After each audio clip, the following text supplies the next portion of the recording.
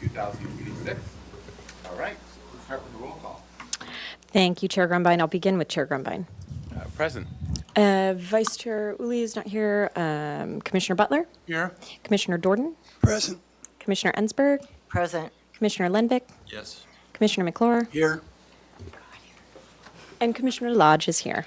Yes. We have quorum, thank you.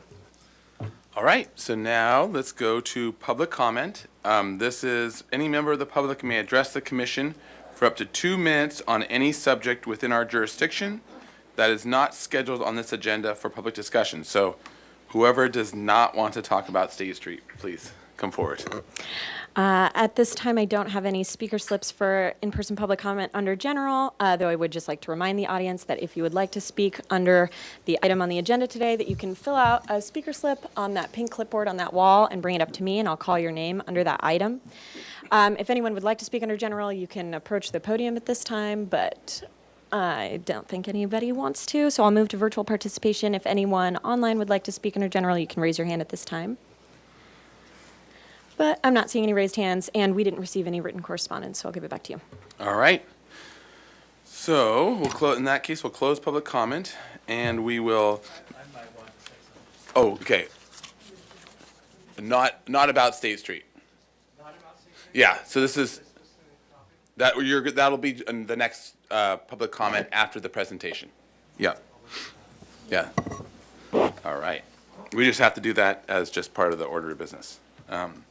All right, so in that case, let's kick us off with our one and only item that we're having our special meeting for, and this is a discussion item. This is for draft of State Street Master Plan. And during the April 28th, 2026 City Council meeting, the City Council reviewed and advanced the draft State Street Master Plan, directing staff to submit it to the Historic Landmarks Commission and other commissions and committees for review and comments before returning to Council with the final State Street Master Plan. The Historic Landmarks Commission's comments on the draft State Street Master Plan will be forwarded to the City Council in coordination with the Council's review of the final State Street Master Plan document. The comments received will also be incorporated into the plan where feasible. All right, so with that, and actually, I just want to make one little quick shout out to my son Nathaniel, who might be watching this or maybe watch this one day. He has a great taste in architecture, and I will be curious as to what he thinks of it as well. So. Mr. Chair, I have to leave at 6. Okay. Hopefully we will be done by 6, but no promises. All right. Thank you for that, Commissioner McClure. Any other things from any of the other commissioners before we continue? Chair Grumbine, I probably will have to leave around that time too, but I'm hoping that we are able I to think move through it. we should be able to get through it within that reasonable amount of time. Okay, thank you. And if we don't, it's probably our fault. Because there are not that many members of the audience out there. Okay, so all right, so let's go right ahead and introduce yourselves for the record, and then walk us through your presentation. Great. Good afternoon, Commissioners. Really happy to be here today. My name is Tess Harris, and I'm the City's State Street Master Planner. I'd like to introduce Stefanos, who's sitting next to me as well, Stefanos Palazoides. He's a partner in Mullen Palazoides. He's also the Dean of Architecture at the University of Notre Dame, and he's one of the founders for the Congress for New Urbanism. And with him is also Chris Allaire, who's sitting behind us, who's an architect at Mullen Palazoides. And I just want to take a moment to say it's really been a pleasure to get to work with the team at Mullen Palazoides, and they've been involved in the project since the end of October in 2025, and really have been on this project over the last 6 months. And you'll hear from Stefanos about the design scheme shortly, but just wanted to thank them for that. I also wanted to just sort of set the stage before I start out. We are going to be talking about the draft State Street Master Plan today, and really are looking for the Historic Landmarks Commission's feedback and comments, or areas of question or concern, or things that you like, things that you don't like. In the memorandum, I had a list of questions that we are hoping to have each of you answer, so that we can have an understanding for what things we might want to change before we bring this project back to City Council. What I also wanted to note, because of one of the public comments that was received, is I do recognize that Title 31 is something that has been ongoing and that has been a frustration. And that is something that will also be coming back to both HLC as well as City Council, but it's not part of the master plan project in front of you today.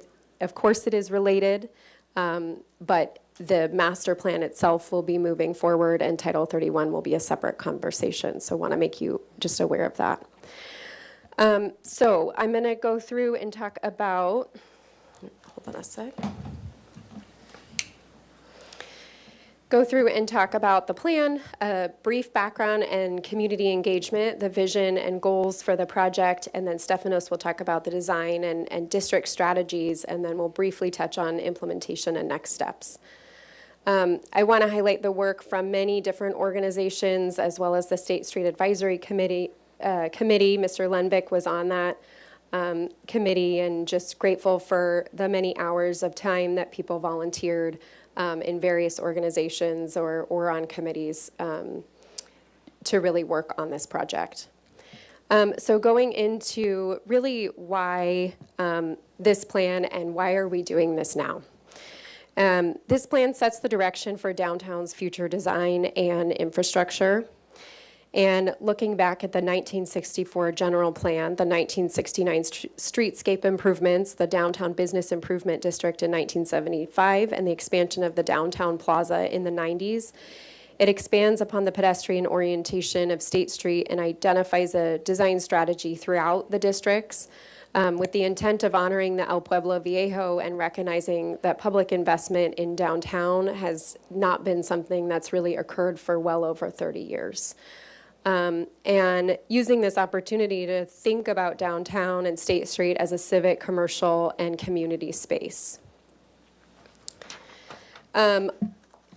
Also wanting to highlight that there have been different moments in history for our downtown, and looking at downtown about a century ago with the earthquake that forced Santa Barbara to reinvent itself and also gave us the architectural identity that we cherish and want to continue moving forward.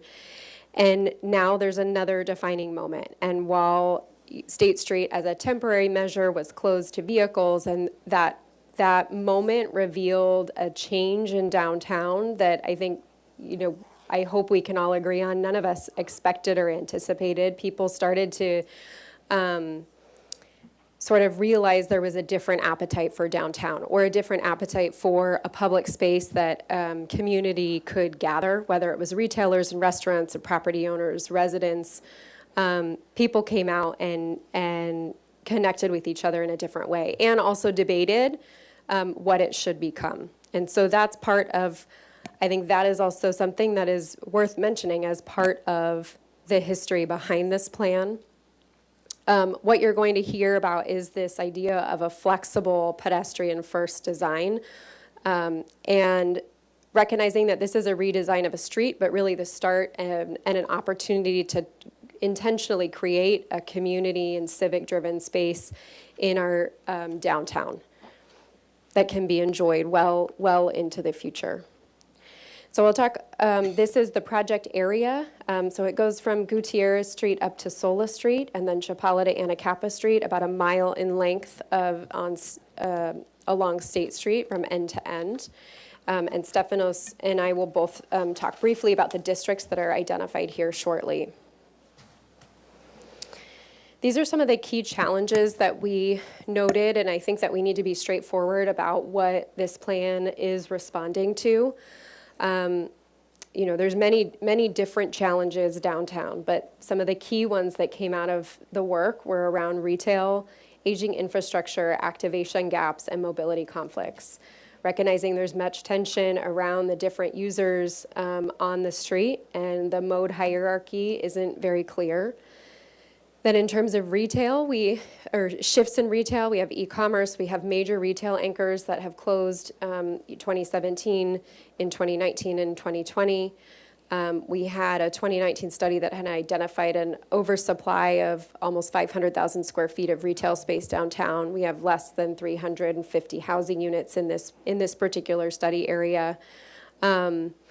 We have infrastructure that is really worn and aged, including drainage infrastructure that either doesn't exist in much of the street or is quite old. And we have utility infrastructure that was put in without thinking about what a community, sort of the growth of downtown could look like. And yet we also have a lot of great elements that make the foundation behind this plan really strong. I'll note the 2.1 billion should be 2.2 billion as of this year. Tourism spending in the county is 2.2. But we have some amazing other pieces here as well. We have over 1 million visitors that come to State Street. We have over $200 million that's contributed through the nonprofit arts and culture sector. And so there's a really great fabric. We have 3.5 million square feet of total retail inventory. And these strengths just emphasize that they're not new and that State Street has reinvented itself over the years. This slide here highlights some of the history that I walked through briefly in the staff report. But again, talking about going from the earthquake, and of course there's much history along State Street and downtown prior to the earthquake as well. That's more captured in the actual draft master plan document. For the purposes of this, though, really looking at when our downtown was thought about differently and changed in different ways. From the Plaza streetscape where Robert Inglehoyt designed the 6-block plaza from Victoria to Ortega. That's when parking was moved off of State Street and the Paseo network was woven into downtown, also in partly due to the parking strategy that was created downtown. And then the redevelopment agency that brought Paseo Nuevo, it expanded the plaza that began in 1969. It funded many of our cultural institutions. And then we've had sort of the state of things between 2020 and now, and the work leading up to the master plan and what we hope will be implementation of that plan. This slide just shows you the difference between the slide on the photo on the left is State Street shortly after the earthquake. I believe it's in the 1950s with parking on both sides and 4 lanes of traffic. And then the photo on the right is after the 1969 plaza redesign, shifting into 2 lanes of traffic, expanded sidewalks. You can see the changes in landscape significant there as well. And so, I think what I want to emphasize here is that we aren't the first group or generation to really reinvent State Street or think about what changes to State Street could come. And we're also not going to be the last that are making changes to State Street. But our hope is that in thinking about downtown and State Street more cohesively, that we can that we bring forward a design that can be flexible enough that can withstand many changes over time and last for a century in the future. So there's 3 different districts, and they're broken down. The 400 to 600 blocks as the entertainment district, the civic and commercial district, and the arts district in the 1,000 to 1,300 blocks. And we'll talk briefly about those and some of the design changes in each district and how they're also woven together as one element. And I just want to briefly touch on some of the community engagement metrics that have happened. So over the last 4 years, a number of different events have taken place. We had 20 State Street Advisory Committee meetings. We've had over 50 events. We've had many different focus group meetings and interviews. And there's been a lot of work with the community on trying to understand what people are wanting to see in their downtown, and also to try to meet people where they are at schools and at churches and at grocery stores, and trying to get out from engaging with people at City Hall, but engaging with people in their daily life. And these were the main takeaways from the engagement that many people indicated they wanted to see. Enhancing walkability, balancing access for all modes, overall safety and quality of life, celebrating what makes State Street unique, including the architecture, a thriving downtown economy, looking at the vacancies and a strong support for a diverse mix of uses, and a greener State Street, looking at the tree canopy and landscaping and how we're designing with climate in mind. And then we get to the vision of the plan, which I'll just read here. It's a flexible pedestrian-first State Street rooted in Santa Barbara's history and adaptable to its future. And the State Street Paseo, meaning the area of this project along State Street. And what we're trying to do is really, I think, eloquently captured in this sentence by former Mayor Hal Conklin, that Santa Barbara's downtown should invoke a sense of place, a sense of history, and a sense of celebration. And that really has stood with us through the many years of working on this project, that in whatever we do, in the form that this project and design takes, that it should become a place that can invoke these feelings. And these are the 10 goals for the plan. These were goals that had been identified as well by the State Street Advisory Committee. And I'm not going to go through them all, but I will say that a number of them are around identity and experience. There are goals around people and movement and how people are going through the space, around housing and economic development, and around environment and sustainability. And I will now pass it off to Stefanos, and we will walk through, we're going to walk through the project. Give me one moment. I'm going to fix this here.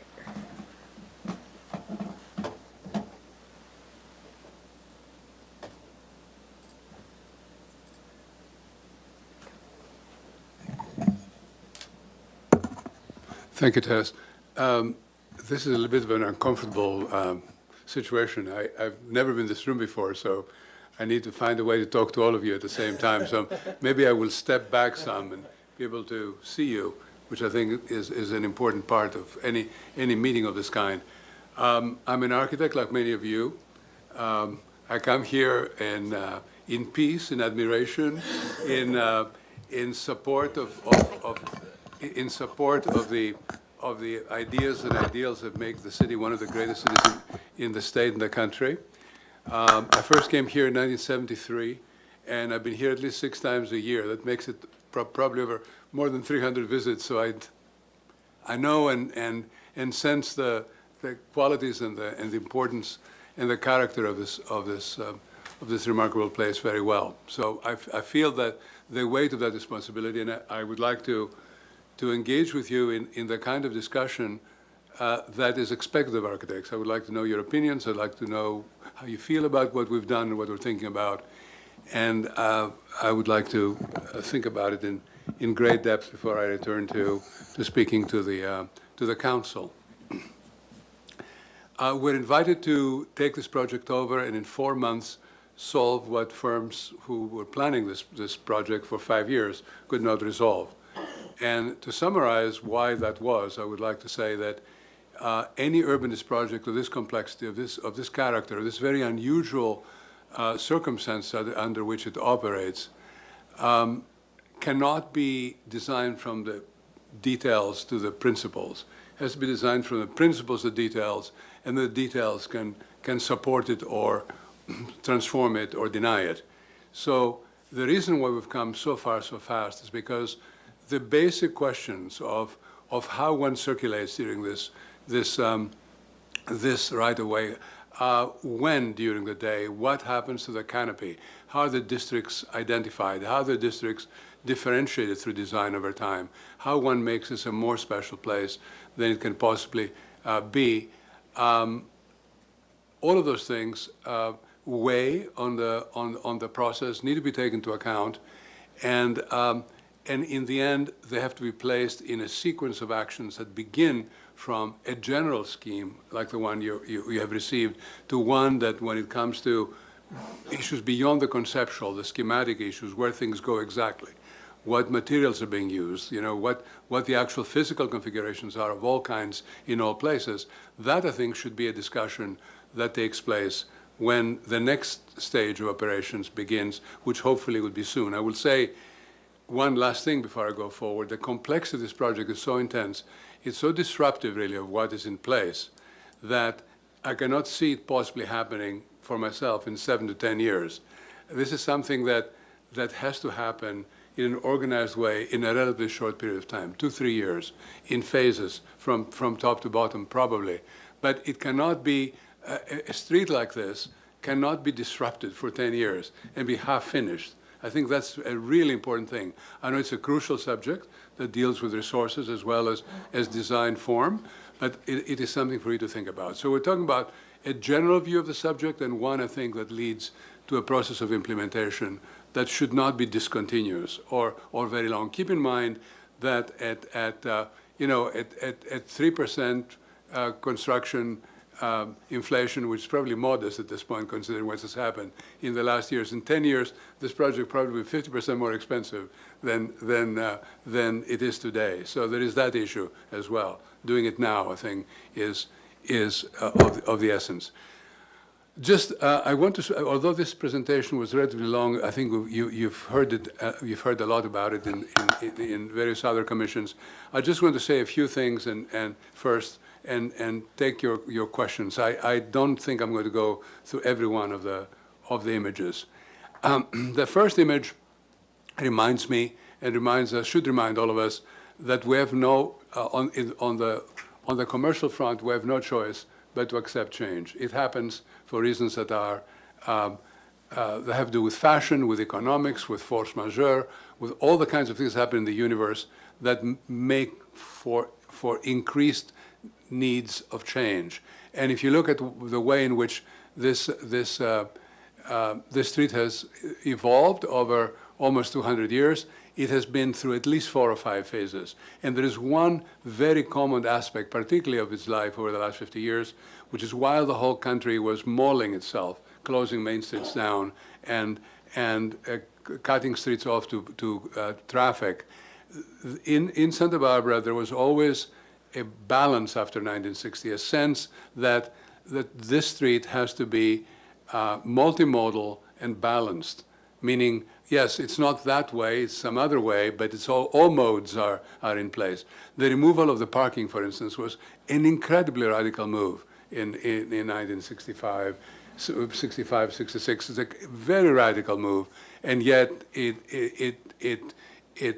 endowed the street with very significant character of a kind that is still, I think, in place, and we still need to operate on.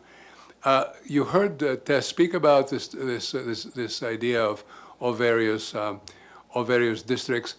It is important to note that the reason why your august city has a 9-block long or 10-block long, even longer Main Street is because it's a national destination, it's a regional destination, and it's a local destination all in one.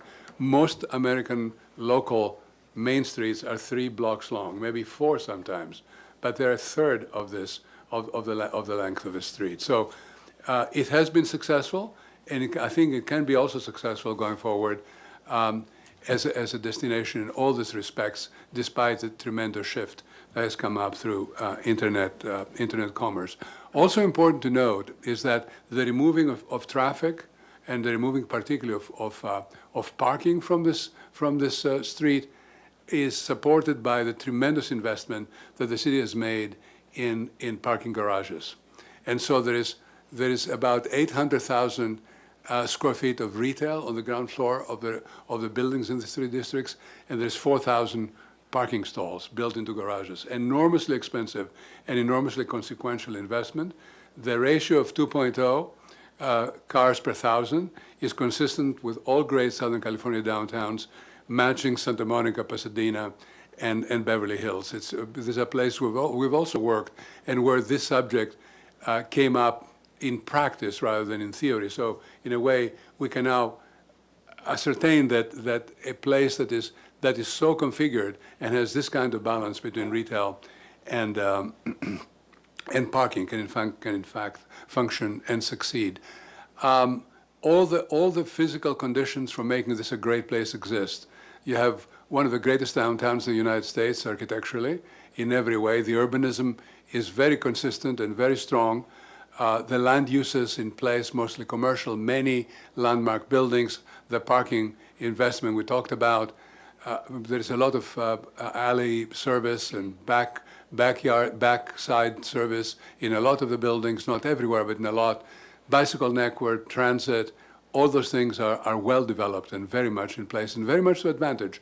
The one area of disadvantage, I think, is the open space in which, other than the plaza and a few plazuelas here and there is really not very much space, open space downtown, which is a deficit that something needs to be done about. But I argued a long time ago, 5 years ago, when our firm decided not to participate in the RFP for this project, that this is not a subject that can be resolved through transportation or through looking at one street. This is really a subject that demands a downtown plan that takes all the major issues, half a dozen of them, and thinks about them in one place at one time. So when we came into this project rather hastily, we decided to meet with some of the groups of people who are actually opposing each other on the question of openness or closeness. And we did ascertain the fact that there were, like any other great complex problem in the world, there was more than one issue that was at hand here, and those issues had to be balanced in ways that people did not exactly agree with. But we hoped that by putting forth a solution of a certain kind, people might realize that most of what they wanted to do could be realized through this one solution. So there were mobility questions, there were commercial and particularly retail health questions, there was drainage questions, and there were landscape, streetscape, and public space questions that all came up in the limited amount of time we had in the public process. But of course, we read through and appreciated the public process that had taken place before us. The idea of a flexible design is not a new idea. I think we came to this notion mostly by the experience of great European cities, both northern and southern European cities, in which electronic bollards are controlling the place of cars in the streets by the time of day. It resolves all of the major questions of commercial operations and community-based public space operations, and it balances modes in an admirable way, reduces traffic fatalities, and generates also the conditions for supporting longer-term festival-level infrastructure. So this is the idea very, very, very simply, and you can look at this without considering the times of operations. The council asked that this question remain aside, and I think I agree with that in principle.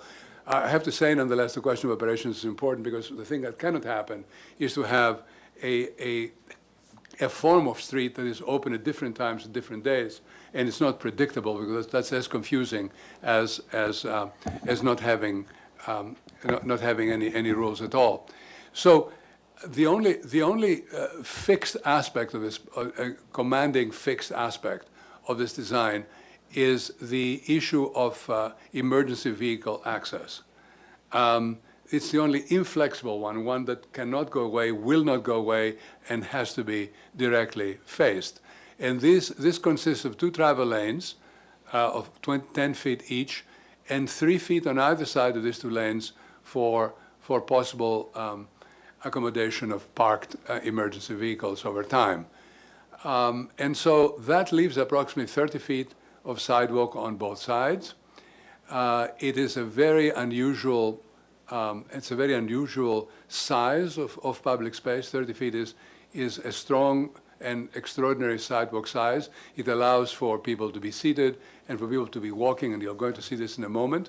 And it resolves, I think, much of the conflict that's happening currently in the street, where either parklets and or occupation of the sidewalk by commercial activities without any control over dimensions has turned the street into no man's land in terms of how the public realm is actually being properly used.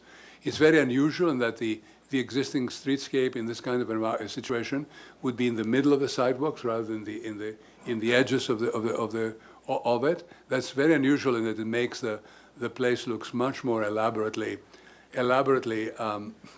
landscape and much more park-like. But I want to also remind you that although a lot of people have spoken both in Planning Commission and Council about the fact that this ought to be a square, the form of this place is 80 feet wide and 9 blocks long. So there's no 9-block long square in the world anywhere. This actually is a street, and it needs to be understood on its own terms, has to be controlled and designed on its own terms.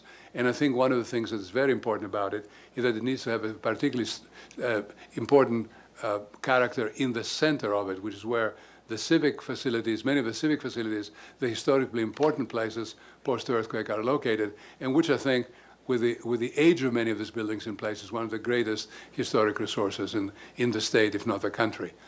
The central lanes, the central 2 lanes are controlled by bollards, which can be electronically operated by emergency vehicles and or transit. So if they have to go in and out during the day, this can come up and down very, very easily and very rapidly.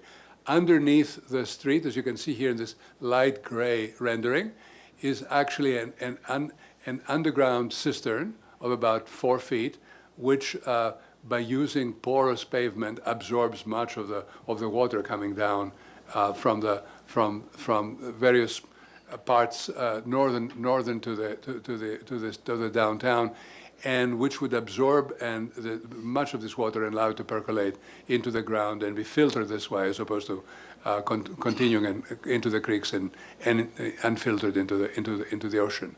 So this scheme would allow both the accommodation through civic work of this runoff, and also by accommodating the runoff from the roofs of buildings would also allow for a freer and easier development process downtown.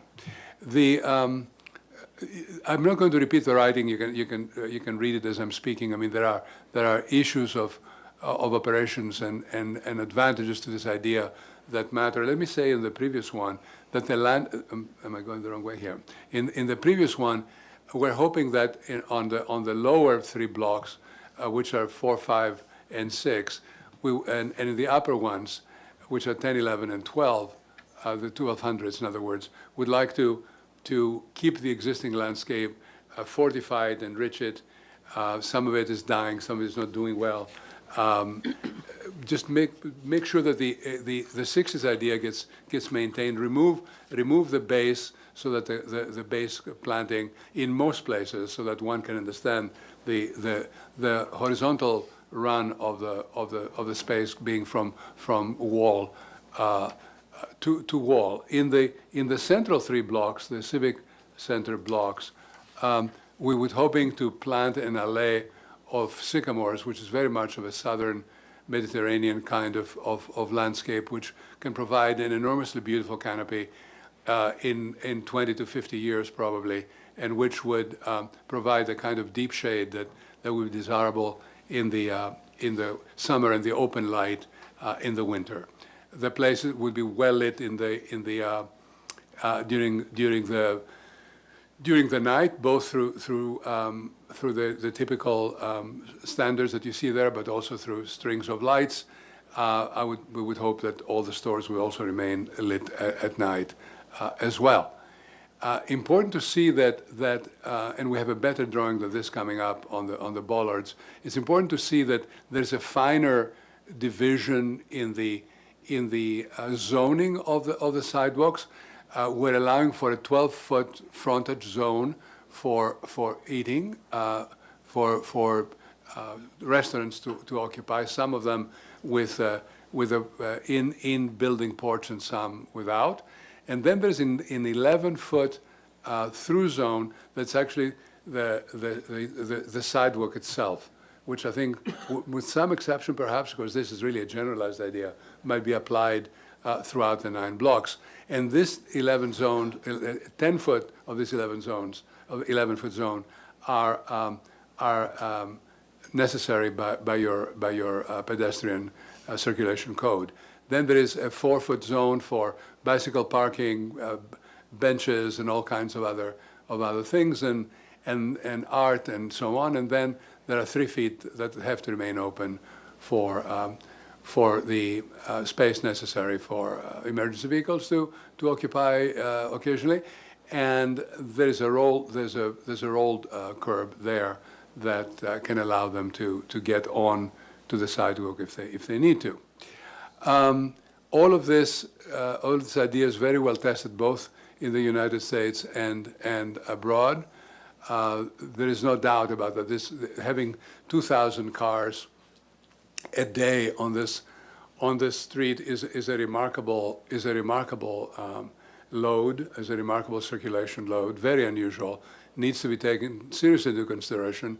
And it has to do, I think, with a lot of factors, which are special to Santa Barbara, the mountains to the sea condition, the almost equivalence of the 2 sides in terms of development as well, the slope. All of those things have a lot to do with people deciding to get on a bike and get to work or get to a destination of various kinds, or as tourists to wander around. There are many important issues that are not part of this project, but I think need to be mentioned.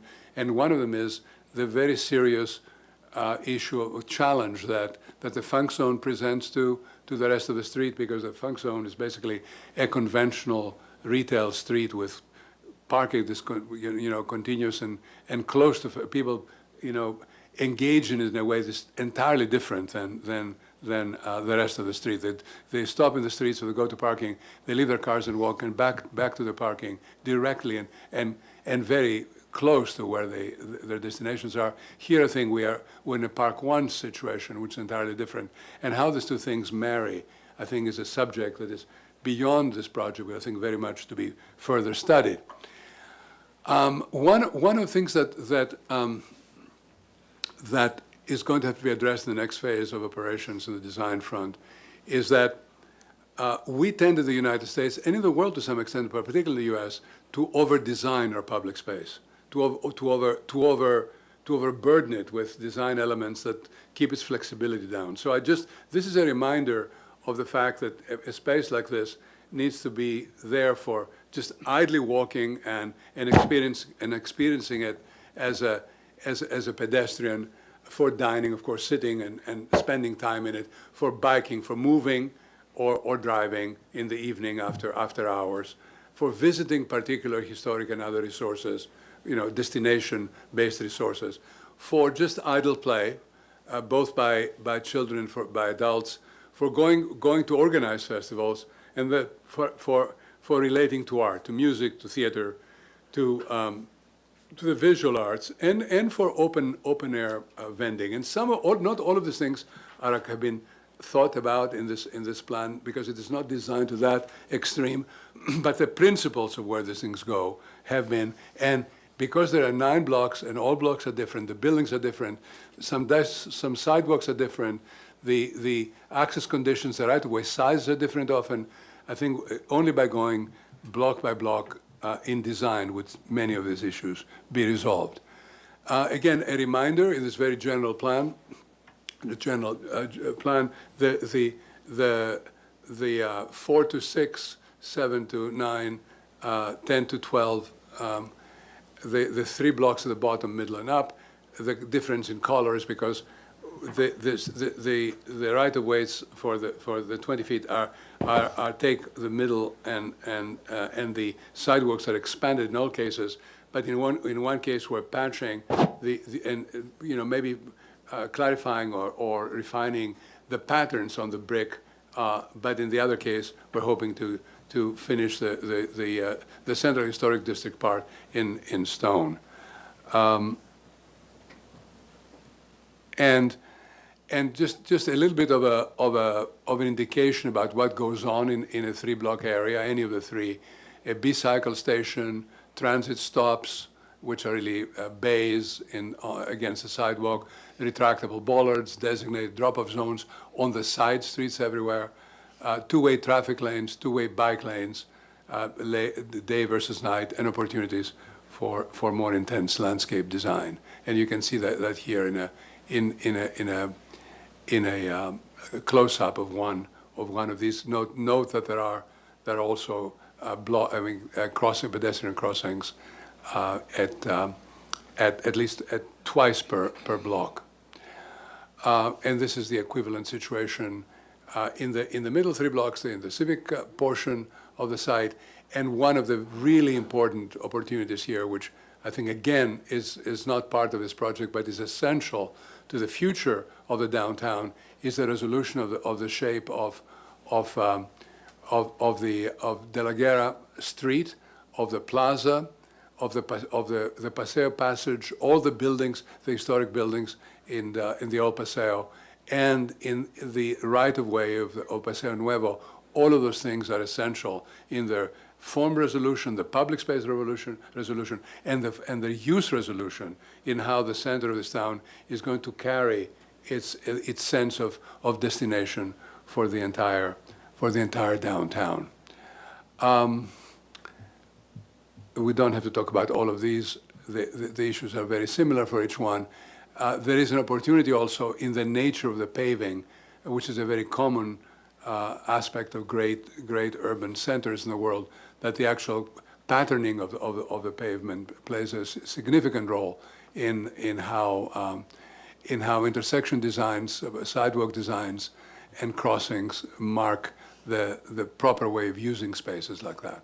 So the way this street is landscaped, the way it's planted at the base of buildings, its lighting, its dining zone definition with impermanent barriers that can be removed when dining is not taking place, ample lighting, all these issues are ingredients that are being accommodated and will be designed in greater detail in the future. And here are a couple of very simple illustrations of how that actually ends up in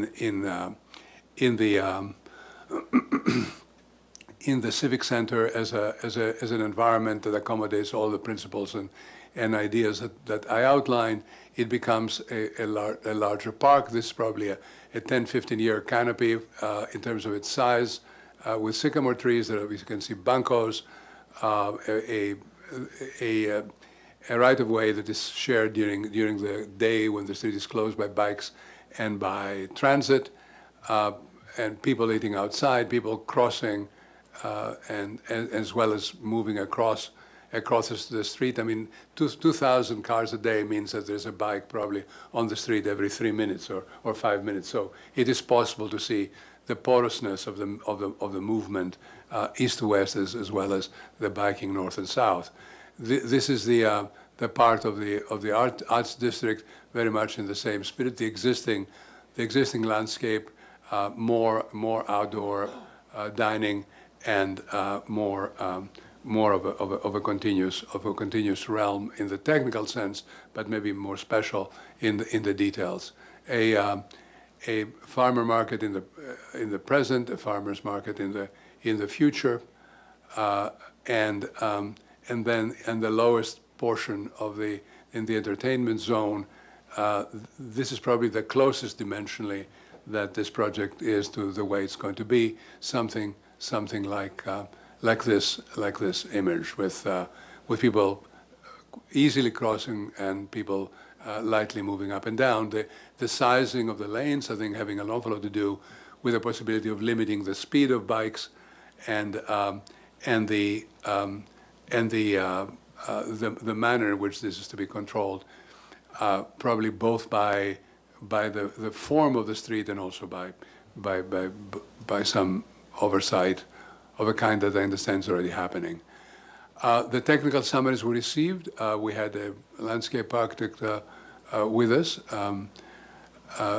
Justin Manuel, and he assessed every building on the street and gave us very strong advice about what to keep, how to keep it, including keeping some important important trees in the part of the central part of the project where we're planning to remove trees. And so Just as a note, that was every plant, not every building. Just because we don't care what he thinks about buildings. No. Did I say building? You said building, but. Oh, well, no, I mean. Just kidding, Justin, we do we're- care what you think about buildings. Thank you about that. We're keeping the building, sorry about that. Yeah, the landscape. The landscape, yeah. And then the major question of how public spaces is, defined and configured, which is really very much of an area in which southern countries in Europe have a tremendous tradition and a great current presence from which we can learn deeply. We got advice from Ferren Pierce, the transportation engineers, who agreed with us that the loads on the streets very much supported the notion of the flex idea. That particularly in the summer there would be an enormous number of people coming and going by bicycle, and maybe these numbers could also be augmented. They also confirmed that it was important to open the place at night and have and cars and people coexist in the street at 20 or 25 miles an hour, and have also trucks and emergency vehicles circulate through the street, and also provide the kind of physical presence in the street at night that is a matter of reinforcing a sense of security. This is a little bit of a diagram from the civil engineers that indicate how the top one is not vertically exaggerated, the bottom is exaggerated, so you can see how it works. The idea is that it is about 5 feet deep. It receives the water through percolation, which then proceeds to be distributed at the bottom into the soil, while some of it rolls down the hill, because this underground cistern is filled with gravel, and there's a possibility for the water to move laterally as well. And this has to be continuous all the way through the 9 blocks, all the way down to the end of the street. What did I do?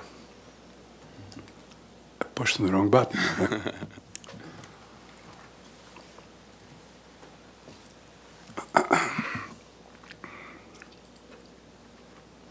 Sorry about that.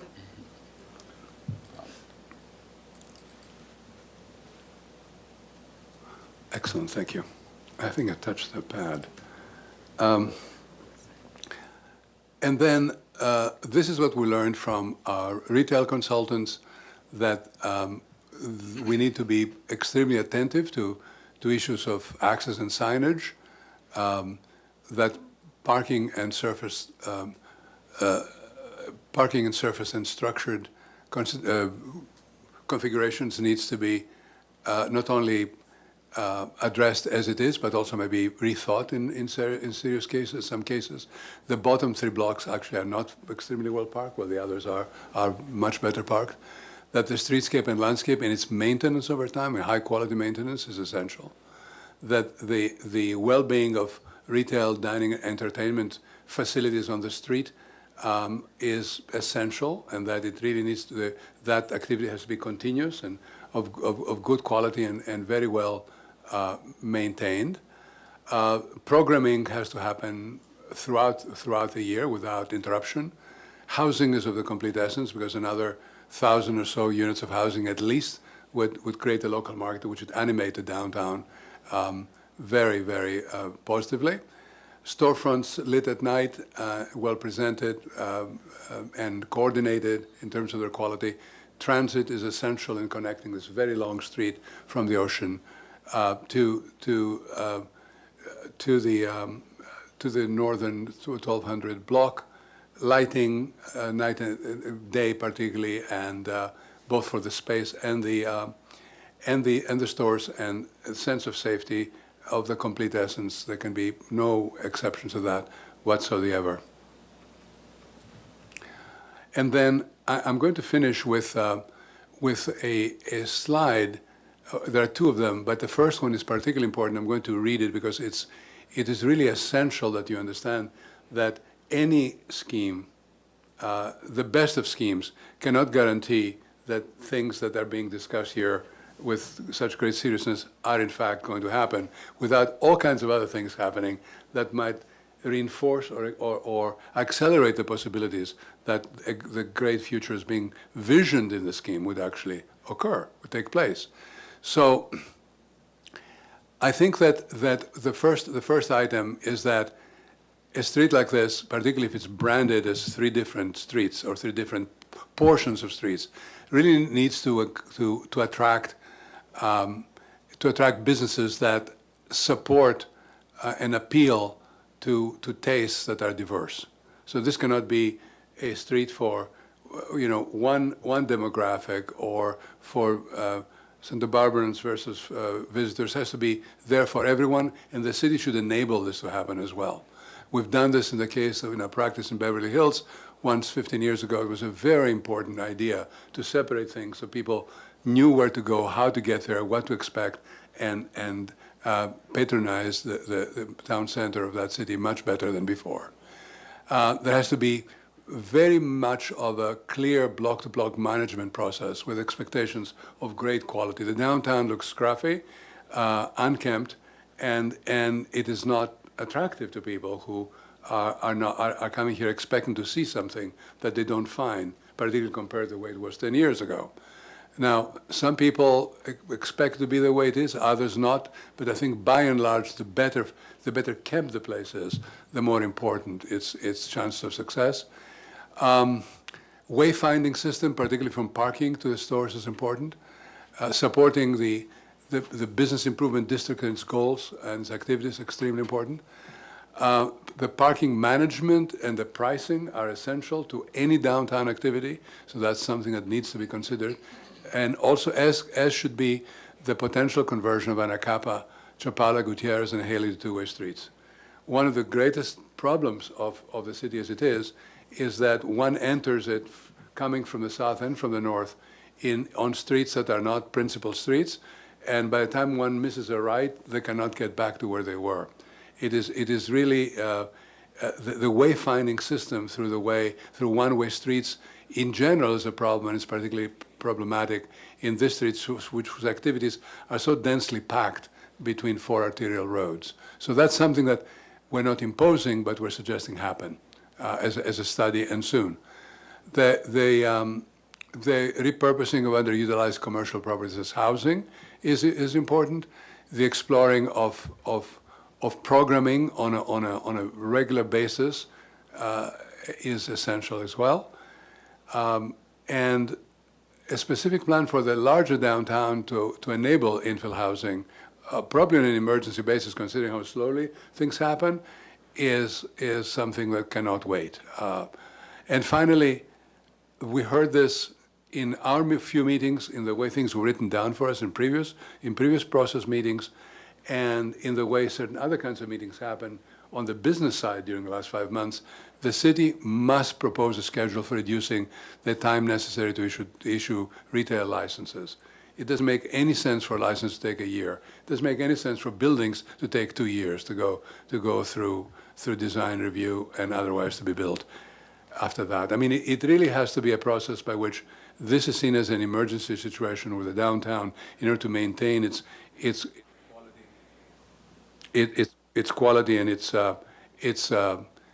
place in the world as a major destination needs to be upgraded as soon as possible. So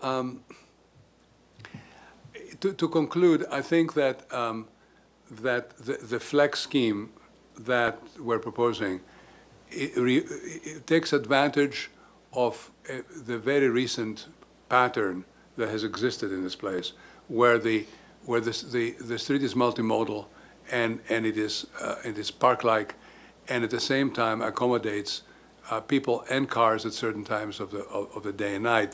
The accommodation of cars during the night in this case is one that leans more on the side of allowing for service facilities, service activities, and emergency activities primarily, but it also speaks to the fact that the density of bicycle travel has increased dramatically, and exactly what the hours are going to be, about how the street is used, and when bikes and cars can overlap or not, is also a significant issue. The fact is that in most streets in the United States at 25 miles an hour, 25 miles an hour, cars and bikes usually coexist. So that's a discussion for later, I think, that needs to be very clearly resolved. The ecological improvements, the infrastructural improvements that need to be exercised by the city in the future are necessary, and I think the timing of this as a single project in schedule of a relatively compressed one is fundamental. I do think, though, as a parting sentence on my part, that considering the perspective of a scheme of the kind proposed in the context like this, and with the history and with the reality of how you're perceived and how you're visited by the rest of northern, central, and southern California, but also nationally and internationally, promises a great deal that the center of the city is going to be returning to some level of prominence, and that not only for the social and other reasons of using it and using it properly, but also for economic reasons. Because if we were able to increase the tax benefit coming out of State Street by 20, 30, 50% in the future, that would have tremendous consequences for the economics of the city as a whole. So the stakes are huge. The complexities of the factors that affect the development of this downtown are very difficult to combine and to assess and to rearrange in a new scheme. But I think this particular way of thinking about it is the wisest way forward, and I hope it has the greatest opportunity for success. All right. There might be one more. Is that the last one? Two more? Less than two more. Okay, so there are a few more. There's a few more that have come out of discussions we had with others. One of the issues that have been of concern to us is the issue of what happens if the street is largely pedestrian during the day, and how one reinforces the sense of security for people who are walking, and stops others who might want to come in and do damage to the sense of the universe as we wish to live it. And you can see that by planting these four corners, perhaps by having podia that receive art and otherwise, and by using Roman stubby bollards along with the movable ones, it's possible to completely control the space safely for pedestrians. Some idea like this could come to bear here. This is also a situation where the sidewalks are pushed out into the street, and the crossings as bulb outs, and the crossings are about 20 in this case, but with bicycle lanes probably 25 feet apart. And this is the case of why flattening the street out into a plaza is not particularly desirable, because the hydraulic capacity of the flat street, even with the channel drains, is significantly smaller than the one of their old curbs, almost by a third.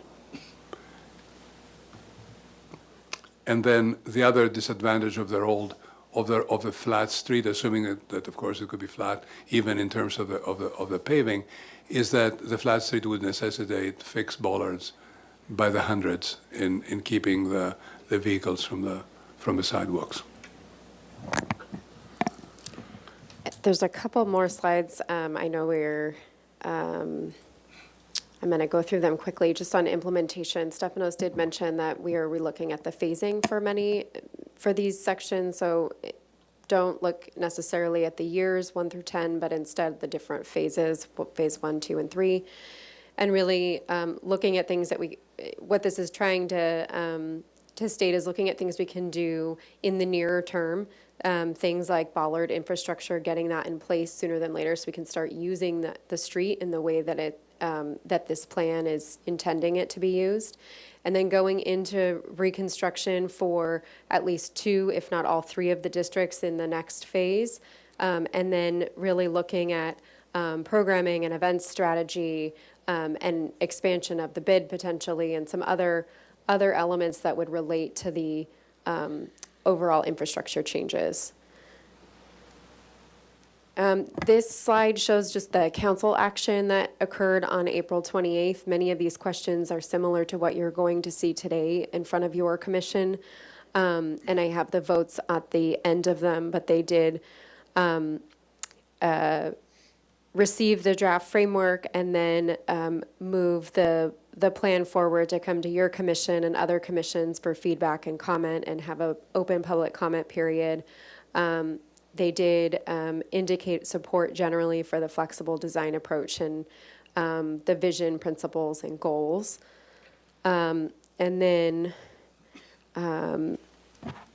really just in conclusion, again, I think Stefano said it, the most eloquently, but this master plan is really intended and identified as the conceptual design that would inform construction level detailing and that level of design and would encourage a fast-moving implementation timeline. And what we would anticipate is if the master plan moves forward, that then would be coming before the Historic Landmarks Commission with the various projects to actually implement the design level detail and get us towards construction level engineering drawings to be able to get into construction very quickly. Leaving with a couple of the graphics that Stefano shared earlier. And this is the direction that we are requesting of the Historic Landmarks Commission. It's these 4 questions that are also in the staff report. Do you endorse the flexible pedestrian first vision? Do you support the flexible design approach, including the 30-foot sidewalks and the 20-foot travel lane and emergency access area? Do you support the civic and commercial district as being the priority investment area with a differentiated paving and signature plaza design element? And are there any other elements or design details that staff should explore further in this master plan phase? So with that, I'll close the staff presentation. All right, thank you very much. All right, so at this time, we'll go to public comment on this item. Any members of the public wishing to comment on this item in the room? All right. Thank you, Chair Grumman. At this time, I do have 1 speaker slip for in-person comment. That's for Jim Nell. So you can come up. You'll have 2 minutes to speak. And if anyone else would like to speak, you can just bring up a speaker slip with your name.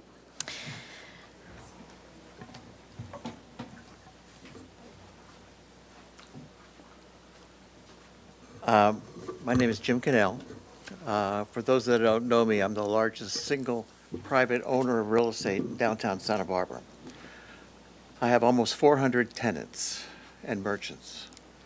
And I'm sitting here listening to this grand proposal, but I think you need to take a step back and look at other projects that governments like yourself in the state of California have made decisions. One of them that parallels this is the bullet train that was described by Gavin Newsom as something that we could complete in 2 years at a price of X. Well, it's now been 10 years. The price is 10 times X, and we still have no train. And now we have no dollars to support that train.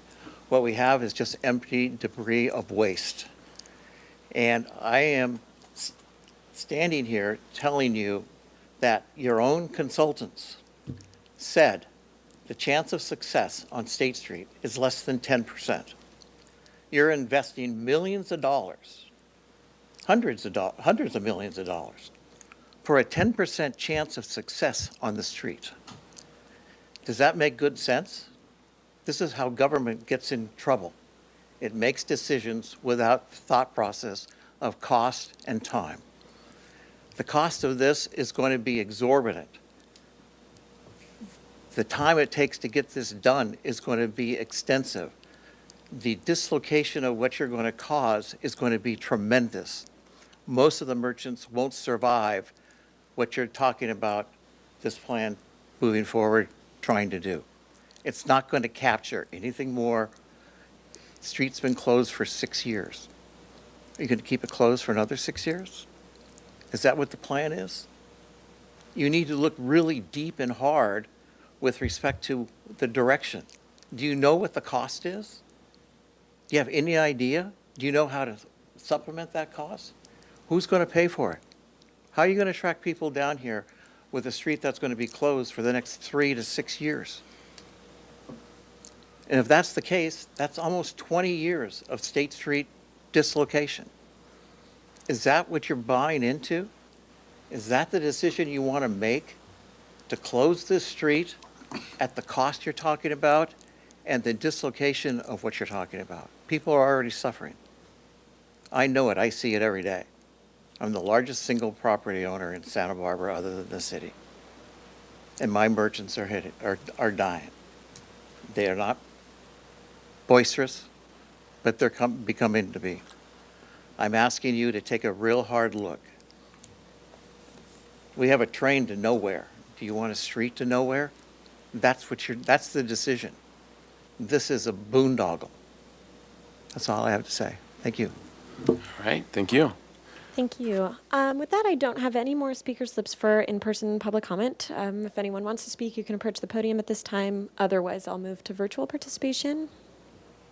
But not seeing any movement towards the podium, so I will move to virtual participation. If anyone online would like to speak, you can raise your hand at this time. I do see one raised hand so far. So Kevin Heim, I'm going to give you permission to speak, and you'll have 2 minutes. Thank you. My name is Kevin Heim. I submitted a written comment, but I wanted to highlight some key points for you this afternoon. The question before you today is whether the future of State Street will reinforce the qualities that make Santa Barbara distinct, memorable, and worthy of preservation. I urge the Commission to endorse the pedestrian-first State Street Paseo vision as the right framework for the plan, but with one essential clarification: the 500 through 1200 blocks of State Street should remain closed to general private vehicle access at all times. The last point may be the biggest concern for some. Can a pedestrian-first corridor remain authentic to the traditional character of State Street? That answer is yes, and in fact the opposite view is more concerning. The El Pueblo Viejo district is valued because it offers an unusually coherent, place-specific, pedestrian-scaled urban environment. A permanent paseo better expresses that character than a conventional street carrying private vehicles.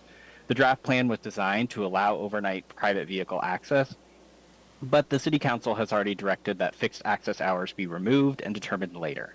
That gives this Commission an important opportunity to recommend a preservation-oriented access policy now, one that limits access to transit, emergency services, and off-hour service and delivery access.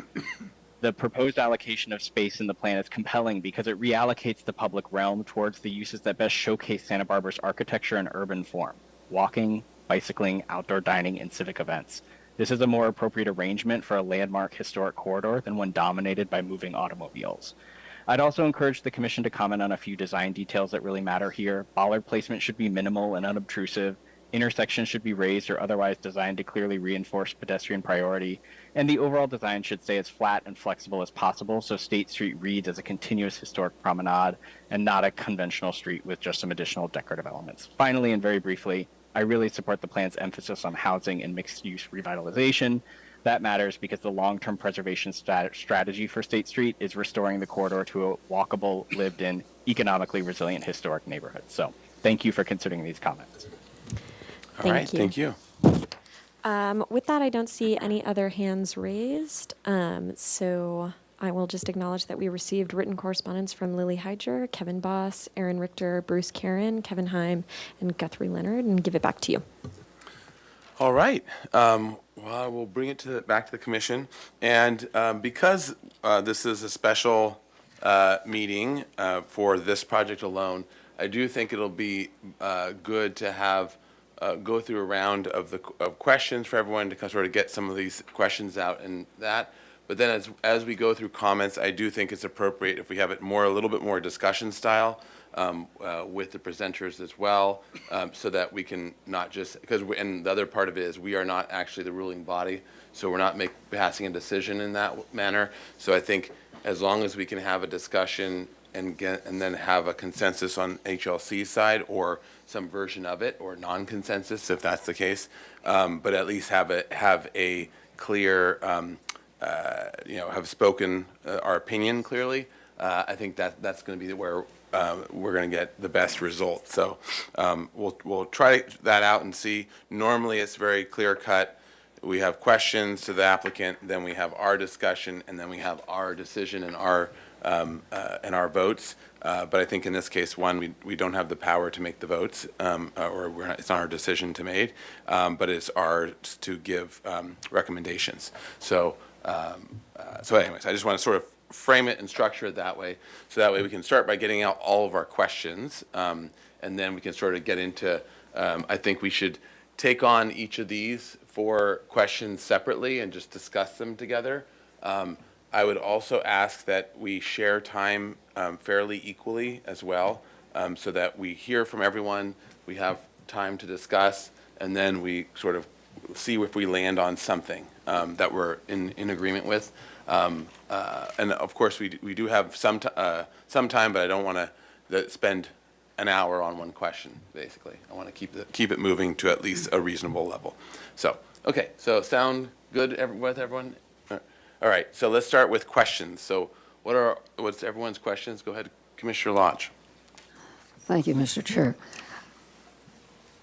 What is behind, could you expand on your recommendation to have on the lower segment of State Street, have cars at night? What? Oh, here, let's do this. No, I'm sorry. Is there certain block numbers that you're talking about, Commissioner Lodge? Well, my understanding is it's the lower segment. Like 400, 500, 600? Yeah. I think our recommendation is that the entire street be open at night. Oh, the entire street. The entire street be open at night, Okay. because without circulation along the street feels abandoned and feels insecure. In the middle of the night, there is no one there, and there is no way to either walk it or patrol it or to be present in it.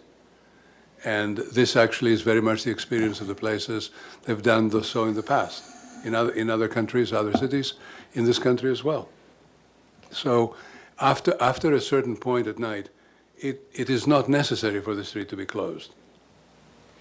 Commissioner Lodge, if I might add, one of the things that is not in the plan, in the draft plan currently, but that has been discussed at the staff level, is around public safety with our fire and police departments, and particularly on the 2 blocks, the 500 and 600 blocks that have some of the most ABC licenses in all of downtown. And so there is concern about having those spaces open to vehicle traffic during bar times and there is preference to not have vehicles interacting with pedestrians at those hours, meaning those blocks during certain days of the week may take different operational standards, may open after 2 a.m. when the bars close, so there's not an interaction with pedestrians that come out onto the street and vehicles that are traveling onto the street. Those are some of the nuances that aren't in, that is something that is not in this plan because it is not affecting the design per se, but it would be something that council would then need to make a decision on how the operations for those blocks would work. Okay, thank you. All right. Next question, Commissioner Jordan. Couple of quick questions. Is a Class 3 electric bike capable of going 28 miles an hour a vehicle? Commissioner Jordan, thank you for the question. I think it is, I don't know that I can actually answer that. I know our public safety staff has been grappling with how we control and manage and enforce e-bikes. And, we often see e-bikes that are manipulated by the purchaser into what is considered a vehicle or a motorcycle and is not anymore an e-bike. So in many cases that does happen. There has been some enforcement work with our public safety staff more recently on State Street in particular. And I'll note that they have, a significant number of their calls for service happen right in the downtown core and on State Street. So we've seen an increase in enforcement effort there. I have a couple of more questions, but I think I should also say, because I was at University of Notre Dame for many years, I was very, very pleased when mole policitis was taken on by the city. Very pleased with that. I left the University of Notre Dame before Stefanos arrived, so we've never worked together. In fact, I think this afternoon will probably be the longest time you and I have sat in the same room. But in any event, I wanted to say that because there is a Notre Dame connection. I have a quick question about community outreach. Anybody who goes to events at the Granada knows that afterwards there are vans from various senior communities there to pick up. Did anybody reach out or to representatives like Casa de Rinda, Valverde, Samarkand, Vista del Monte to see their intake on how their communities access State Street? I'm thinking particularly of the Arts District and that kind of thing.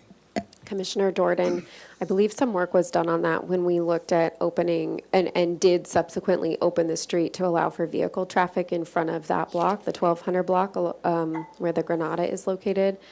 For this plan, though, looking sort of separating those two elements, no, we didn't specifically go to those groups. We tried to focus on large community gathering spaces and didn't identify certain demographics necessarily, but went to the farmers market, went to parks, went to various churches and in front of grocery stores, and tried to hear from a variety, and schools tried to hear from a variety of people that way.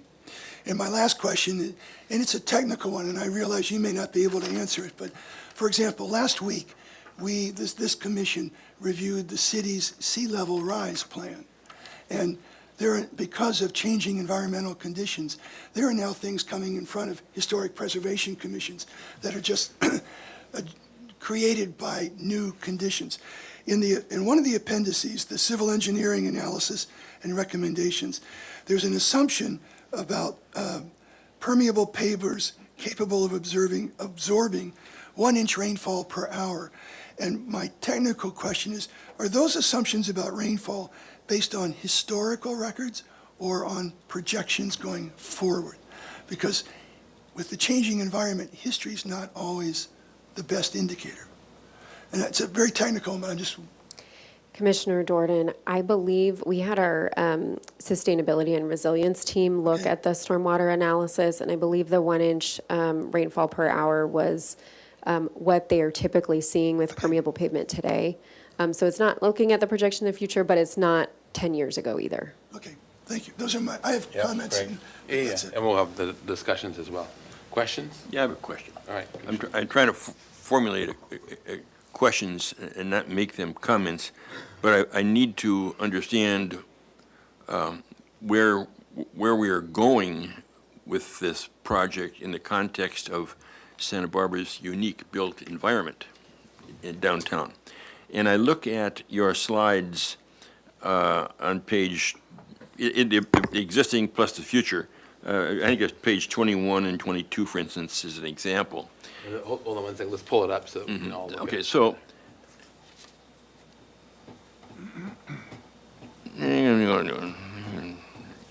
Yeah, keep going. So there, okay, right there. So go back to the existing. I think it's one page back. So there is what we have today. And the next one is what we have tomorrow. Oh, what the proposal.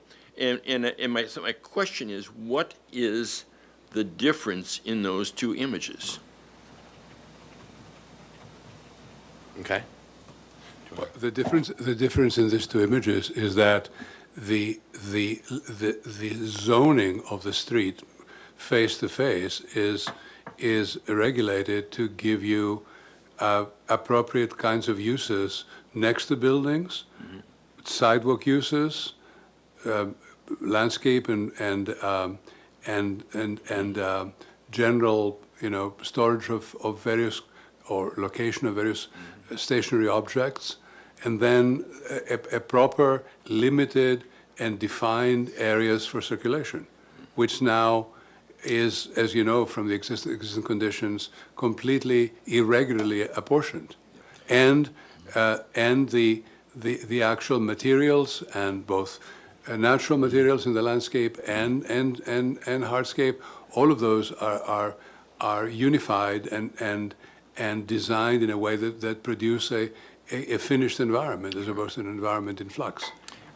Sorry, on that question, so just to summarize what I'm understanding it, as a simple oversimplification, it's basically taking the plantings and the street and squeezing it together and losing basically a lane on each side, and now the street gets smaller, where the street vehicle circulation of whatever sort, whether it's bikes or whatever.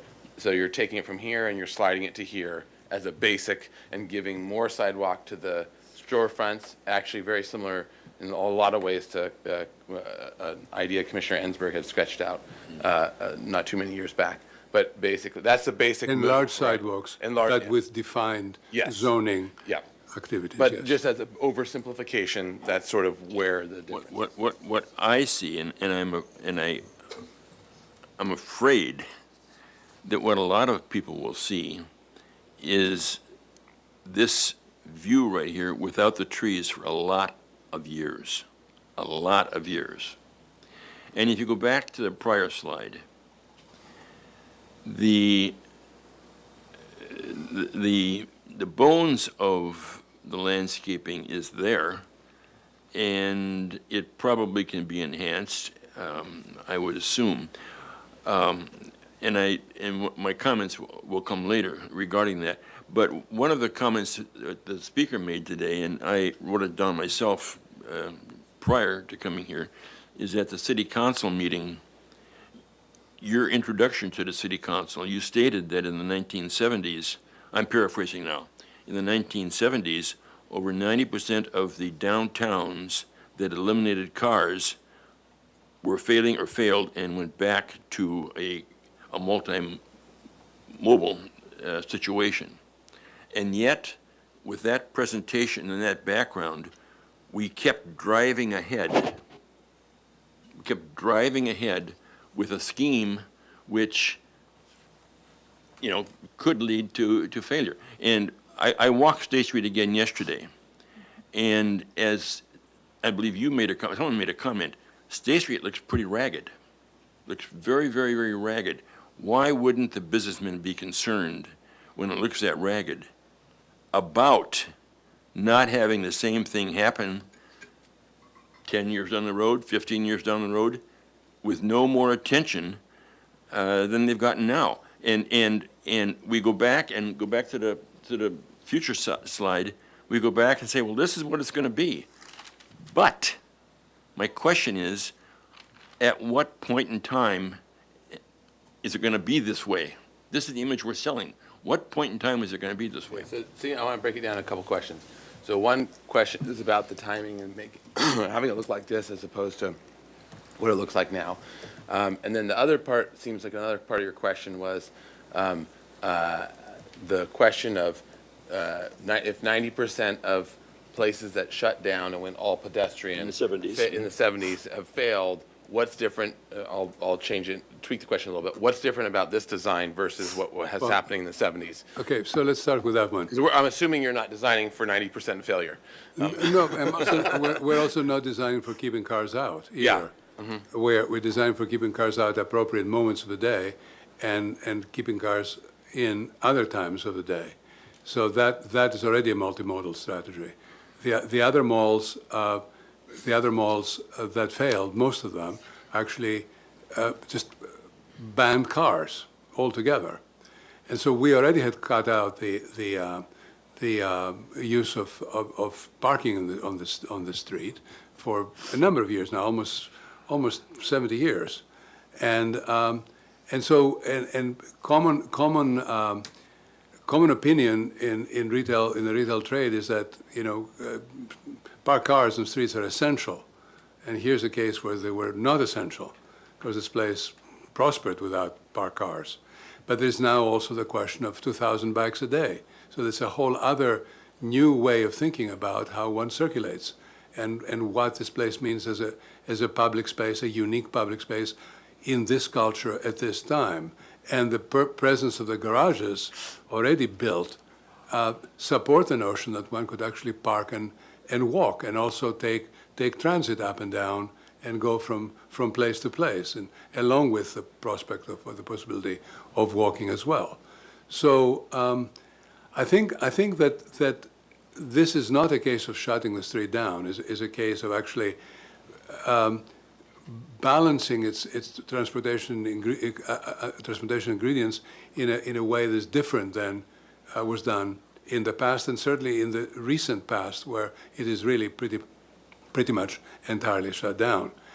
And also, it's chaotic in the present conditions. I mean, people are riding bicycles, and you've seen them.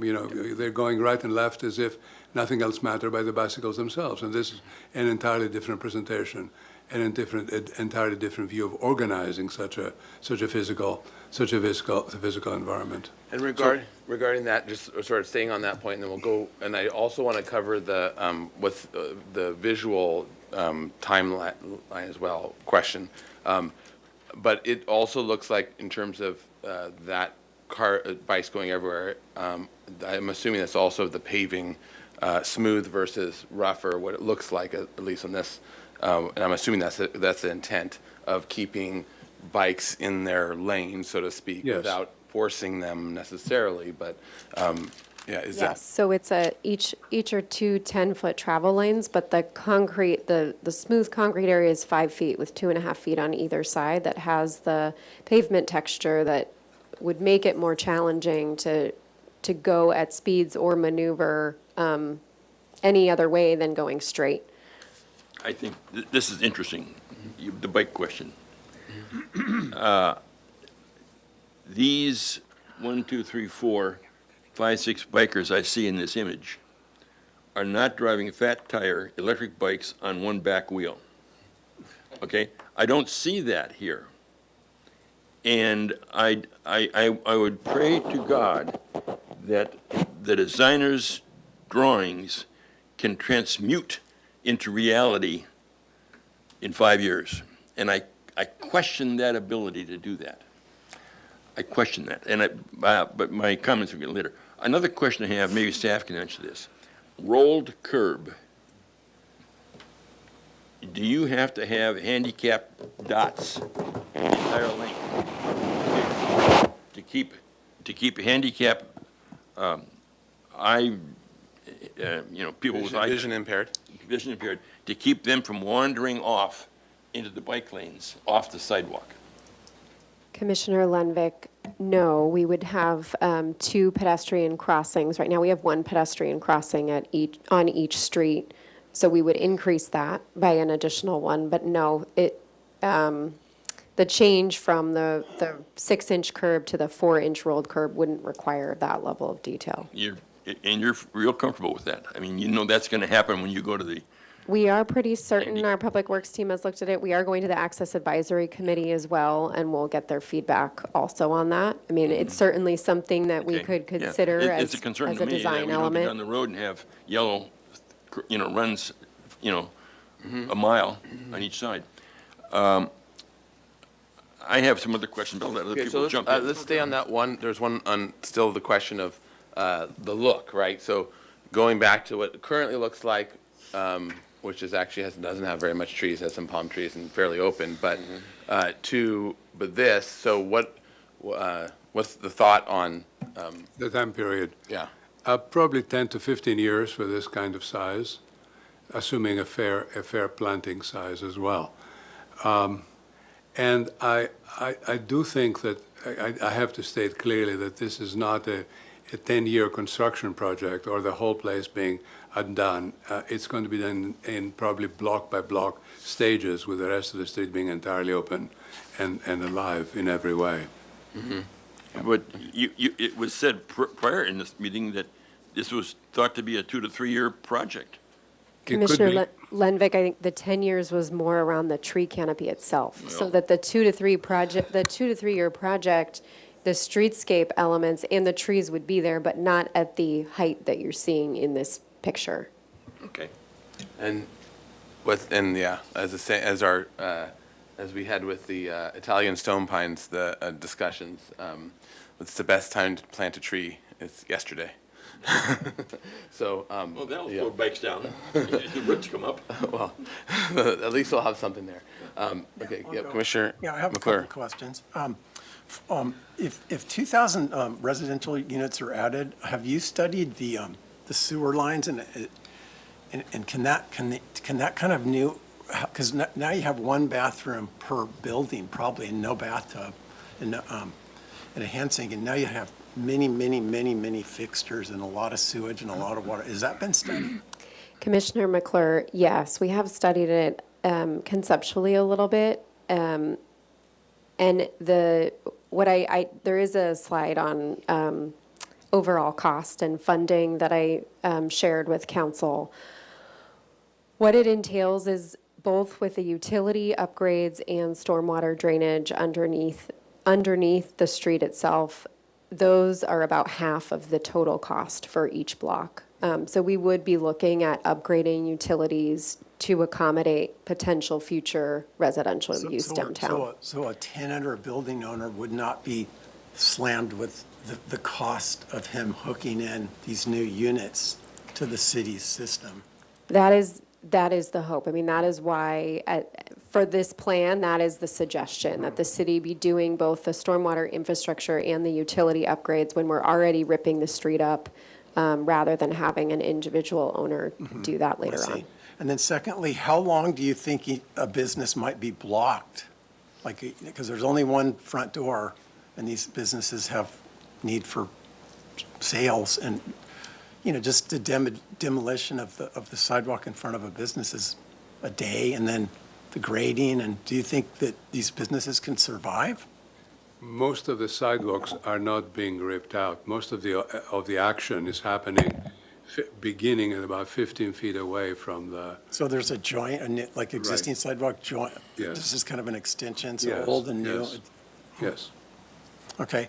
Commissioner let's see. McClure, just adding on another element. In the civic and commercial district, you're seeing the change in stone paving. The other two districts, though, would remain brick paving, so that Just to get pavement would extended. remain. It would just be extended. Okay. And then let's see, permeable paving works because there's pore space between the gravel. And I know that there's some maintenance that can be done to vacuum occasionally, but things are going to get down in there over time, maybe 10, however many decades. Is that, if that silts up, is the drainage still going to work? I think there are materials that have been placed in streets that have characteristics of drainage that are expected by their manufacturer, and the kinds of materials we'll be using will very much have to be qualified that way. I mean, this is a very technical question you're asking, but I think it's a very important one. At the right moment, we have to tell you which materials these are and what the expected maintenance questions are around them as they're being deployed. Okay. And then, does the city have to comply with in commercial plantings, we're asked to have 100% drought tolerance for anything proposed. Will the city waive that for this project? Because Platanus acerfolia, the London plane tree that you're describing, the sycamore, it's not drought tolerant. So if that's an integral theme of yours, you may hang up with that species on this project unless those rules are relaxed. Well, this is a question for our landscape architect, and he was absolutely part of this discussion and this recommendation. So I assume that there's a reason to believe that this is a plant material that's acceptable. Okay, thank you. All right, Commissioner Ansberg, you want Thank you. questions? Thank you. Yeah, I have a couple. I just want to understand very clearly, to me, the way I think about things, I want to look at the big drivers. You know, what's the big monkey in the room that's going to really mess us up? And as far as that would be, in my opinion, but you are telling us that you have looked at it and it's not a problem, is that we are changing our downtown that was developed for offices, and this is what Commissioner McClure was just alluding to. And we're trying to get 2,000 units downtown. Okay, so we can multiply that out with sinks, toilets, washing machines, dishwashers, all the stuff. Are we certain that our infrastructure and I'm talking about, you know, sewer, pipes, for water and power, to support conversion of these old buildings, mostly historic, with an infrastructure that's got probably a lot of surprises down there, that we are certain that this system can support 2,000 units? Or do we, and does it require full replacement? Or is that where you're going with this, that the whole thing is going to come out and the whole thing is going to be replaced? Is that what we're doing? I heard you say that it has been studied a little and that it is our hope that the people would be able to replug in. I've also heard a little bit about, and I could have read this wrong, I'm not sure if you were talking about stormwater, but that possible change to Anacapa and Chapala streets. So then then I have a lot of questions about how do the people rehook up if the utilities are now a block away, how are they hooking up? So I guess, I want to start with this big thing, and I really want to fully understand what are we talking about and how much, what are we talking about? And is it full replacement? If that's what it is, okay, then we know that. And then let's figure out exactly how schematically it will work and how, probable cost and how you would sequence it. That's the purpose of a master plan. Because the whole reason we do a master plan is to save cost, to think things through thoroughly so that we avoid tripping up before we bring out the expensive stuff, before we start digging holes in the ground. So my question is that, do I understand? Tell me what it is. Is it full replacement or what? And Commissioner Ensberg, I think I'll start with the comment around housing. I don't know that we have a choice. I mean, right now we have 300 housing units downtown. We are at under 1 to 3% of our housing stock is in the downtown core. A successful downtown typically sees 20 to 25% of their housing stock in the area. We have significantly less housing in the area that we've zoned to have the highest priority housing. That is our downtown. So we have to find a way to accommodate the extra 1,000 to 2,000 units. There was a study done earlier on with a prior consultant around utilities and looking at existing utility lines. Our Public Works team has also looked at the different utilities, and we've done a survey on each of the intersections and along the street to determine exactly where the lines are, because on each street, they vary. There are blocks where the gas line or the sewer line are in one location, and then they shift over to the other side of the street, or shift over inches or feet. And the other piece to it, we have a graphic that's shown in the plan itself, but the other piece to it is that right now we have utility lines that are spread across the full 30 feet of width, which is extremely challenging when anybody's coming in to do any kind of upgrade work. And we've seen that very recently with Edison when they came in to upgrade electric, and other groups as well, where they're ripping up portions of the street and then somebody else comes in and rips up another section. What we are looking at doing is moving the lines into a utilidor, so making a space on the street itself that could accommodate almost all, if not all, of the utility lines, so that if any maintenance work needs to be done, it could be done in that one location. It does mean that most utility lines would need to be relocated and replaced. And that is part of the cost. So the estimated, we are looking at over $1 million a block for utility work alone. Okay. I will say, I do think absent this plan, if this plan wasn't to move forward, that both the utility and stormwater work would need to happen regardless. Many of the lines haven't been upgraded in over 50 years. Yes, I would fully expect that, but, so anyway, that to me is, you back into it, right? What's the, I'll save that for comment. So then other question is sort of along the same line of, is the stormwater. So if I understood the drawing that you showed, I want to understand how, maybe you could explain that better, how this stormwater, we're completely redoing the stormwater system, and we are putting some kind of a pipe in the 10 feet lower in the street, or 5 feet, or something like that, but you have this filtration thing you're talking about. So maybe you could just explain to me exactly how this stormwater, it works, and then is it also, the intent is to, whatever the cost for this would be passed along to the developer of the housing, so they're each contributing money into some kind of a fund that would ultimately pay for this whole thing, is that right? Commissioner Ensberg, there's a couple different things going on here. So there's there's going from the street that essentially funnels all of the stormwater now to the edges, right, or towards the storefronts, and shifting it into the middle. And that's what this graphic here is showing you, along with the gravel that would allow for rainfall or water to permeate in the soil or underground.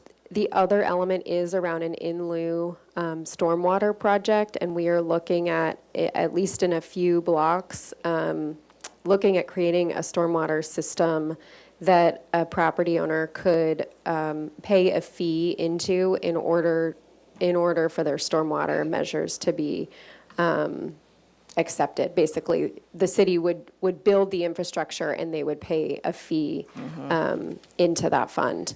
That work is being done right now with our sustainability and resilience departments, and the teams have started to, they've been on slightly different timeframes, so that work has sort of just begun, and the architecture team and as well as the team that sustainability is working on, I've started to connect on that issue as well.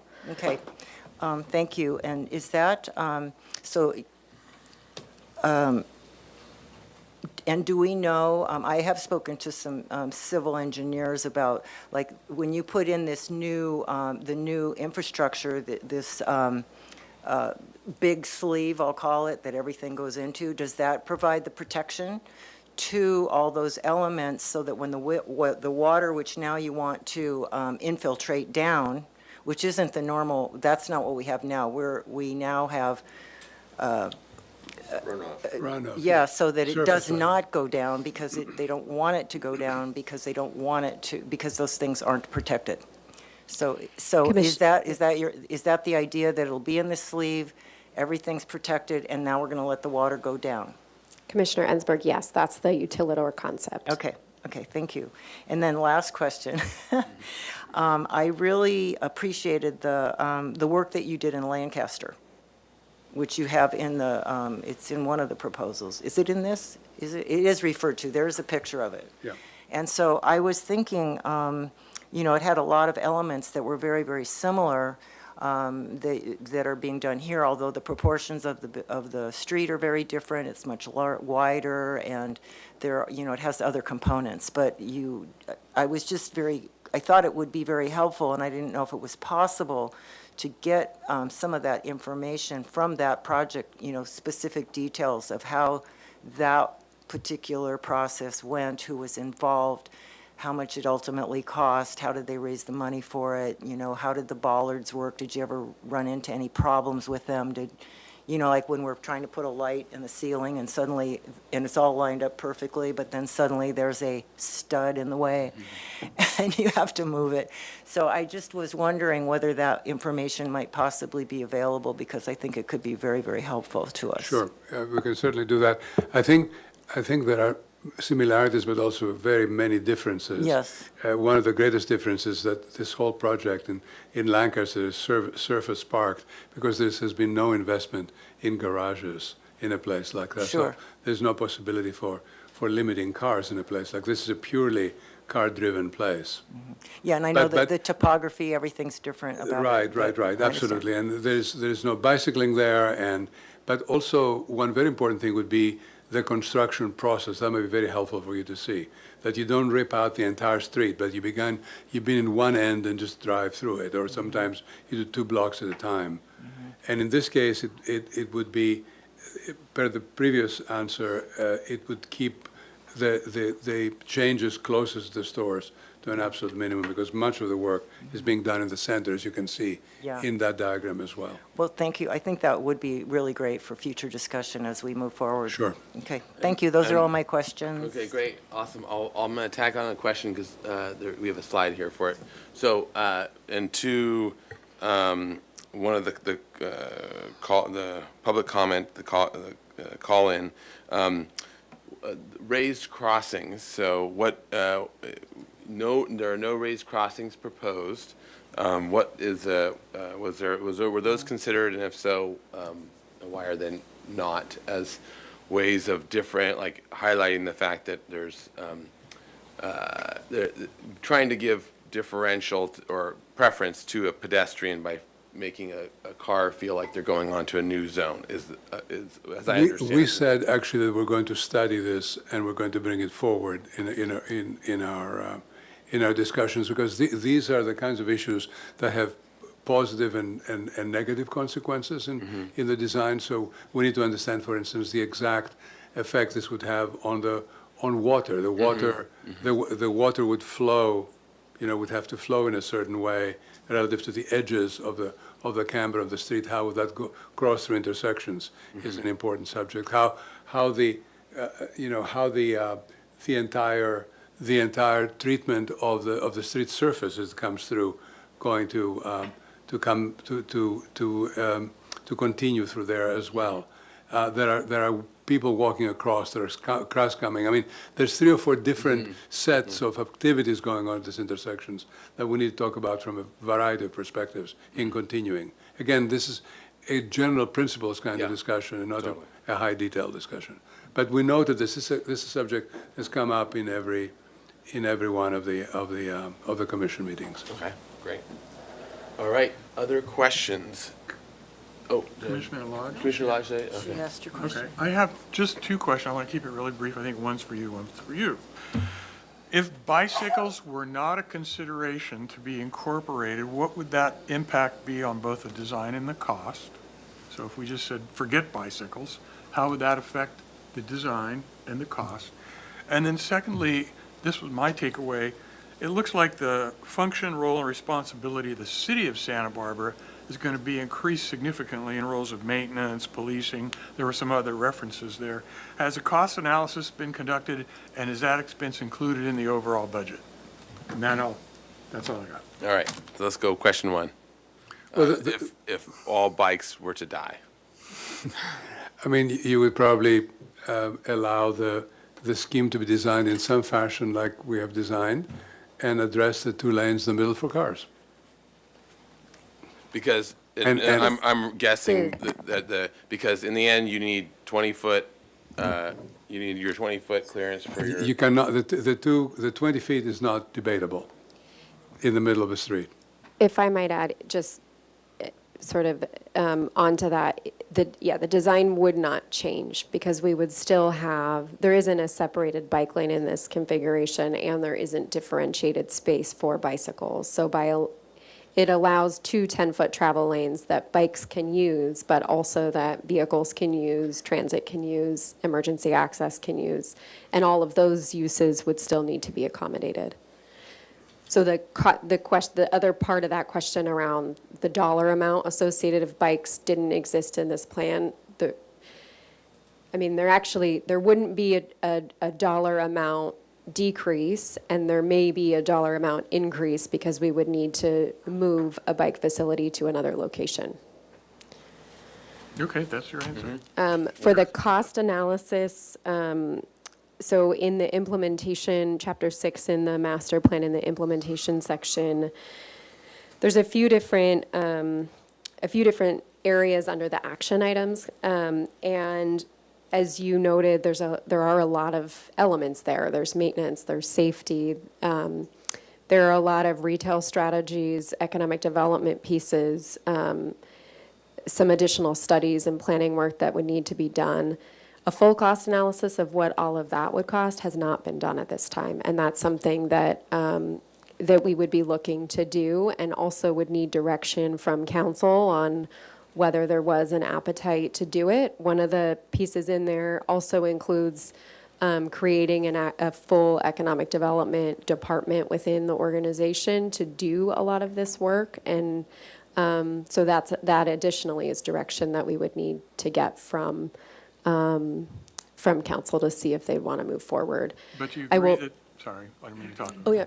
I will note, I think it's in there for a reason. I do believe that those elements are very important to the success of the design, to ensure that we still have business retention, that we start to think about retail strategy, that we're addressing maintenance needs, landscaping, safety in a different way than occurs today. So, but it is a significant cost that the city would be undertaking that's not in our budget today. Okay, thank you. All right, Commissioner Lemon? I'm ready to make comments. Okay. I think I peppered in my questions. I want to make sure I didn't have any others here. Oh, actually, I do have one more. Just from the public comment statement, and I'll turn it into a question. In terms of the 10% chance of success, does anyone know what that is referring to? And then what is your answer to that? I have no idea what it's referring to at all, Okay. whatsoever. Can I say? Well, well, let's actually, we're between, I can reopen public comment, we can move it quickly, and we can give a minute, because I do want to make sure that at least something is. apart. What's that? Here's where it falls apart. Yeah, I know. I'm gonna make a limit here. So I did see another gentleman walk in and fill out the speaker slip, but I think we're gonna give, since you're late for public comment, you only get 1 minute. And then we'll have 1 minute for the other answer to my particular question. So we'll pause, reopen public comment, and let's go first to the question. Someone wants to answer the question about where does this 10% chance of success come from? Would you like to come and answer, if you have the answer? Yeah, I have an answer. Okay, come on up to the mic. And if you could state your name for the record, and then you can fill out a speaker slip after, and then give that answer. Yeah, Kevin Boss. So in Mr. Palazzoli's presentation at April 28th, he said two things. He said, in 1970, do not fall into the trap of closing your main street to traffic altogether. And a few seconds later, he said 90% of all streets in the country that had transformed their main streets into pedestrian walkable environments ended up failing and ended up opening back to traffic. Okay, That was great. in the first 5 minutes of his presentation. Okay, good. That clears. Oh, we'll come back to it because I just wanted to, for clarity's sake, understand where that comment was coming from. Okay, and then the next gentleman, Sullivan, Israel. go ahead and. Hi, thanks for being flexible, allowing me to make comments. I'm late because I have a full-time job, and this is when I could come. I sent in a written comment today on behalf of Strongtown Santa Barbara, a bit late, so hopefully you see that. But I wanted to reiterate very quickly in person, I'm honored to be here and want to stress how important the role is that you guys have with this plan. I'm also a huge appreciator of our local history. I have a shelf of Neil Graffey books that's about this big, plus a bunch of other local books. I've read them cover to cover. And so for me, this plan is a continuation of realizing the Spanish-style revival vision of this city. Having it be car-free imitates many streets in Spain. Having it be paved not with asphalt, but with some kind of stone imitates many streets in Spain. It's almost the El Paseo-ization of State Street, continuing the feeling you have there, the feeling you have in the courtyard of the San Marcos building, and continuing that feeling across many more blocks of State Street. And so that's how I see it, and I hope that's how you guys can see it too. So thank you very much. All right, thank you. All right, and now we will close public comment and come back to the commission. And I think I don't think so the 10% chance of success was actually, and now I get it, which I should have, like, there's 90% to discuss before. So I think that was already answered in terms of closing it only to pedestrians versus a flexible thing that you had answered Commissioner Lenvick's question to. There is also one other, if I may. Okay, sure. There is another issue which is very important. The reason why all of the streets failed in the 70s, 80s, 90s, 60s, 70s, 80s, 90s, is because they made no provision whatsoever for parking. And not only are we making our scheme flexible, we also have 4,000 cars in parking up and down the street. That is actually the answer to getting to stores without having to drive up and down, because we also have telephones and we can find out whatever is for sale, whatever everything is, whatever things are open or not. This is how we do business today, not by driving by stores. All right, thank you. All right, and then, okay, back to the commission then for any other questions before we go into, and we're going to go item by item, and I want to discuss and see if we can have consensus as well. But feel free as we're going through this for it to be a little more flexible and discuss with, the presenters as well. Chair Grunbein? Yeah. Question. So these are very, framed questions. Yes. I would hope that we will have an opportunity, if we're not able to express our thoughts through the way these are posed, that we will have the opportunity to make other comments additionally. Yes, and so I think I want to tack that on to the fourth one, because it says any other elements staff should explore further. We can broaden it from elements to concepts, ideas, whatever. Like if there's an important thing that we think is missing, or just even a discussion that's missing, that I think let's have it on that one. Thank you, and perhaps, that if there's more to, there's so much, right? Yeah. So hopefully, moving forward, there will be more opportunities than just this moment in time. For sure, and that's actually one other note I wanted to, as we're framing this discussion, is as the presentation has been made very clear, this is sort of the very conceptual notion of the major moves. And as each block comes, it should see there should be a continuation from this concept, but I'm assuming that absolutely, as we have design control, it will be back in our court on the block-to-block basis. But if you don't like sycamore trees, speak now. But you're saying don't get into too much detail. But I think the broad brushstrokes, the concept of the design is the certain general amount of sidewalk, the planting row, alley in the middle where the Civic is, the next space, then the road with the rolled curb, and that general concept. Are there things about that we want to direct, paving, et cetera? And what you just described, that's referred to as the flexible pedestrian first vision? Well, that's a part of it. So let's go into that part first. And but I think we want to stay way zoomed out on it, and then we also, I think, want to tack on key things that we're thinking about, like, for example, if we have concerns with the stormwater thinking, and we think there might be an issue with it, we could say that, but obviously, and it's important to say that now, but obviously, the main question is going to be the material of the road and the way they're going to deal with it. End of the day, the engineering needs to work, right? And so we're going to assume that they're going to get the engineering to work, and the surface that we see and walk on and are a part of is going to meet all the requirements that it has to meet. So, okay, Commissioner Jordan, did you have? I'm going to respond to the design direction requested in the May 20th memo for this. And the first one was vision and guiding principles. And just speaking for myself, but it's clear to me that the die is cast. And going forward, vehicle access will be limited on State Street. So this is indeed a generational reimagining of State Street. And there are parts of the plan that I find very useful and parts that I'm disappointed in. And there are parts of the document that are truly educational, not just the history sections, but the appendices, the explanations of infrastructural issues like street paving and landscape planning, And I think going forward, public education will be a critical task for the city in getting the plan. I also have comments for the last part about things that I think that need to be explored further, but I'll save that for when Okay, we great. get to And so, and as let's zero in on the first part. So do you endorse flexible pedestrian first vision as the framework?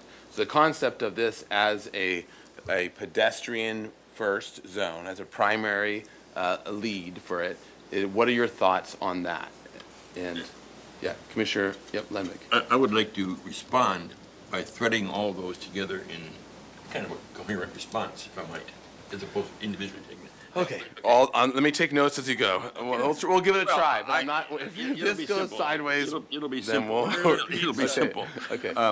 I'll preface this, number one, by saying that I don't want to see automobiles on State Street any more than the next person. But I really would like to see successful businesses on State Street. And I don't think that has been addressed, number one. Number two, I really believe that we are doing a disservice to this community by taking the Fiesta Parade away.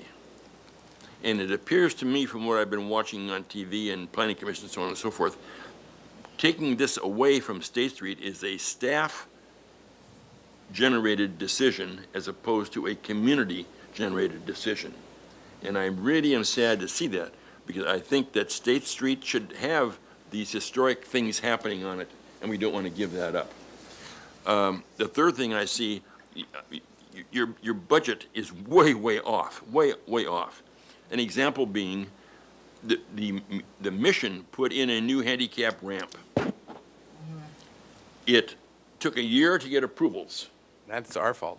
No, it's not. No, I'm just No, kidding. it's not. I'm just kidding. It is not our fault. No, I'm And the bid price for that ramp was just under $1 million. $1 million to put that little ramp in at the mission. And we're talking about $6 or $8 million to redo the whole underground of State Street, block by block. Those are bad dreams. Now, number one, I endorse a flexible pedestrian first vision. I think it's a good deal. It's a good deal. I don't know that road ramps are good. I don't know that they're safe, whatever. I don't endorse a 30-foot wide sidewalk. It will be a big 30-foot wide empty street on each side of a 20-foot wide street. And it is very, very un-Santa Barbara Hispanic, Mediterranean. You want to have a narrow sidewalk where people can jostle and be part of what's happening downtown. You don't want to walk down the street and have nobody there. And you can see it in both of the photographs that were presented, as well as our rendering. The sidewalks are empty. Those sidewalks should be 25 feet wide, maybe. The new work that they did the city did on what, the 1200 block? Is that Yeah, right? 1200 block. Get rid of landscaping, get rid of some of the concrete stuff. There's enough space there for outside seating and for walking. There really is in that width, and that's not even probably 20 feet, I don't know. The other big fallacy we have here is that we're assuming there's going to be a restaurant on every storefront for 10 blocks on both sides of the street. And you go out there and look now, well, the 1200 block's got 2 restaurants and on one side of the street, and one of them has got white painted picnic tables and benches. God in heaven, help Santa Barbara in its historic character if we are now accepting white painted picnic tables and benches on State Street and are smiling and being happy about it. So I do not endorse a 30-foot wide sidewalk. No way, shape, or form. Even though it's divided with planter and trees and No, all that stuff? no. Okay, because I'm just No. saying, like, functionally, No. to be fair, it's like 20-foot sidewalk clear, and then there is a whole row of landscape, but, okay. I don't know. That's his opinion. Yeah, I know. I want to, Okay. Yeah, civic commercial district first, no problem, no problem. I think there, in the paving, however, there's got to be a thread of continuity from the 400 block up to the 1200 block. There's got to be a thread of something that is continuous, that as opposed to going down and you got, brown paving here, and then you got white paving there, and you got, in different patterns. There ought to be something, and it may be nothing more than a border, but there's got to be some continuity in the approach to a continuous running, mile-long paseo, in my opinion. What's the last, any other elements? Let's save that one. We won't go into that one until later. Excuse me, Yes, Commissioner Ensworth. Chair.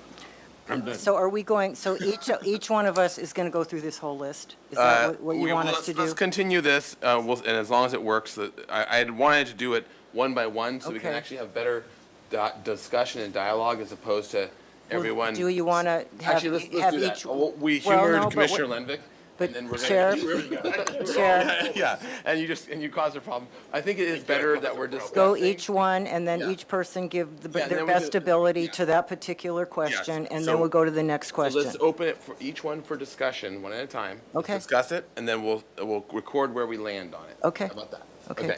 Sounds good. Okay, so let's stay on number one. Do you endorse flexible pedestrian first vision as the framework? And so that general notion is everyone, as opposed to, it could be the notion of cars first, and it's and like most of the other streets, the cars have Yeah, the priority. We'll let everybody respond to that. Yeah. So Can- let's open it up, discuss it. Can I go, Sure. please? I find the question to be not very helpful, because I always would support protection of the pedestrian. They're the weakest person on the street. So whatever we do needs to be pedestrian first, okay? So I support flexible street, and I support protection of the pedestrian.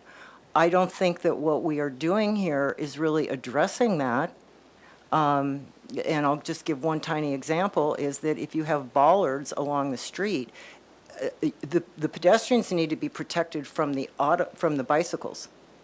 And bollards doesn't do that. The pedestrians go right up on the sidewalk wherever they want all the time. You mean the bicyclists? Yeah, the bicyclists do. Is that what, okay.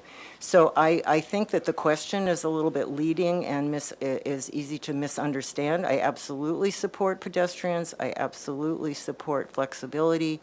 And, but I don't support I think we have a lot more work to do to get there. As I was saying before, I always tend to back into things. I want to know, what's the big elephant in the room? Where are we at with the stormwater and with the infrastructure? And everything else will fall into line, whether we have 30-foot sidewalks, we have 80 feet, and the rest of it's private property. So we have 80 feet. So whatever has to happen, we will figure it out.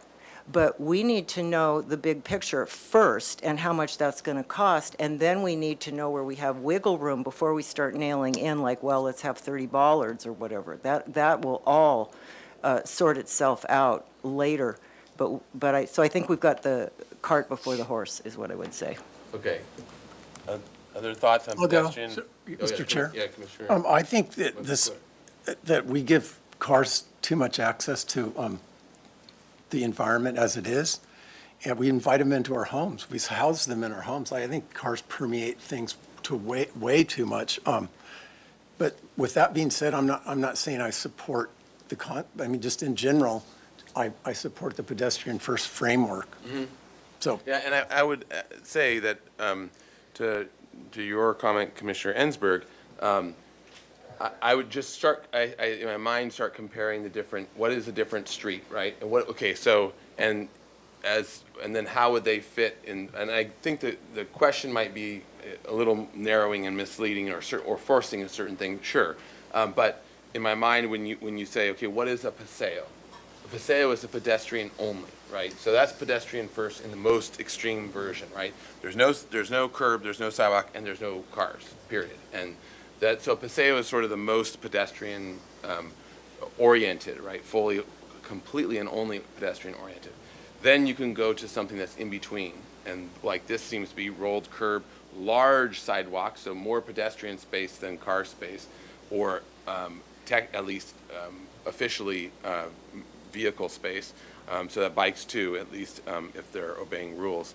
So that would be something that would be in between, and then the majority of our streets are very much cars first, and sidewalks are small, and they allow for good pedestrian, safe travel, but it is their main reason for being is the car, as opposed to other things. Now, there are situations where you can see the bike lanes and some of our not so favorite examples where the bike came actually before car and pedestrian, and weird things happen at intersections, in which we didn't like, but we got outvoted or overturned.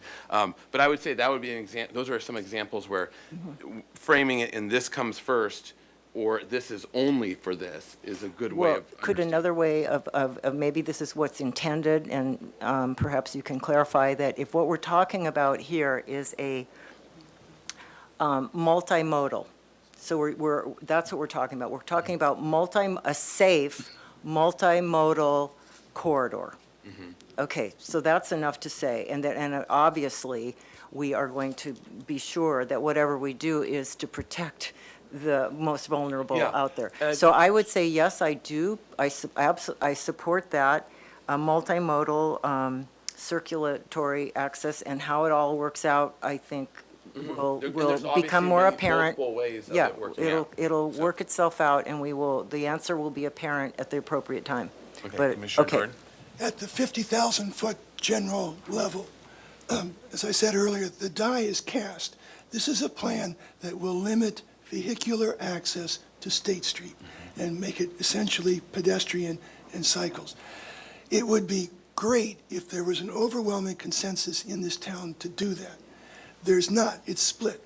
But I'm persuaded that the majority of the community is looking for some continuation of what we began to enjoy coming out of COVID.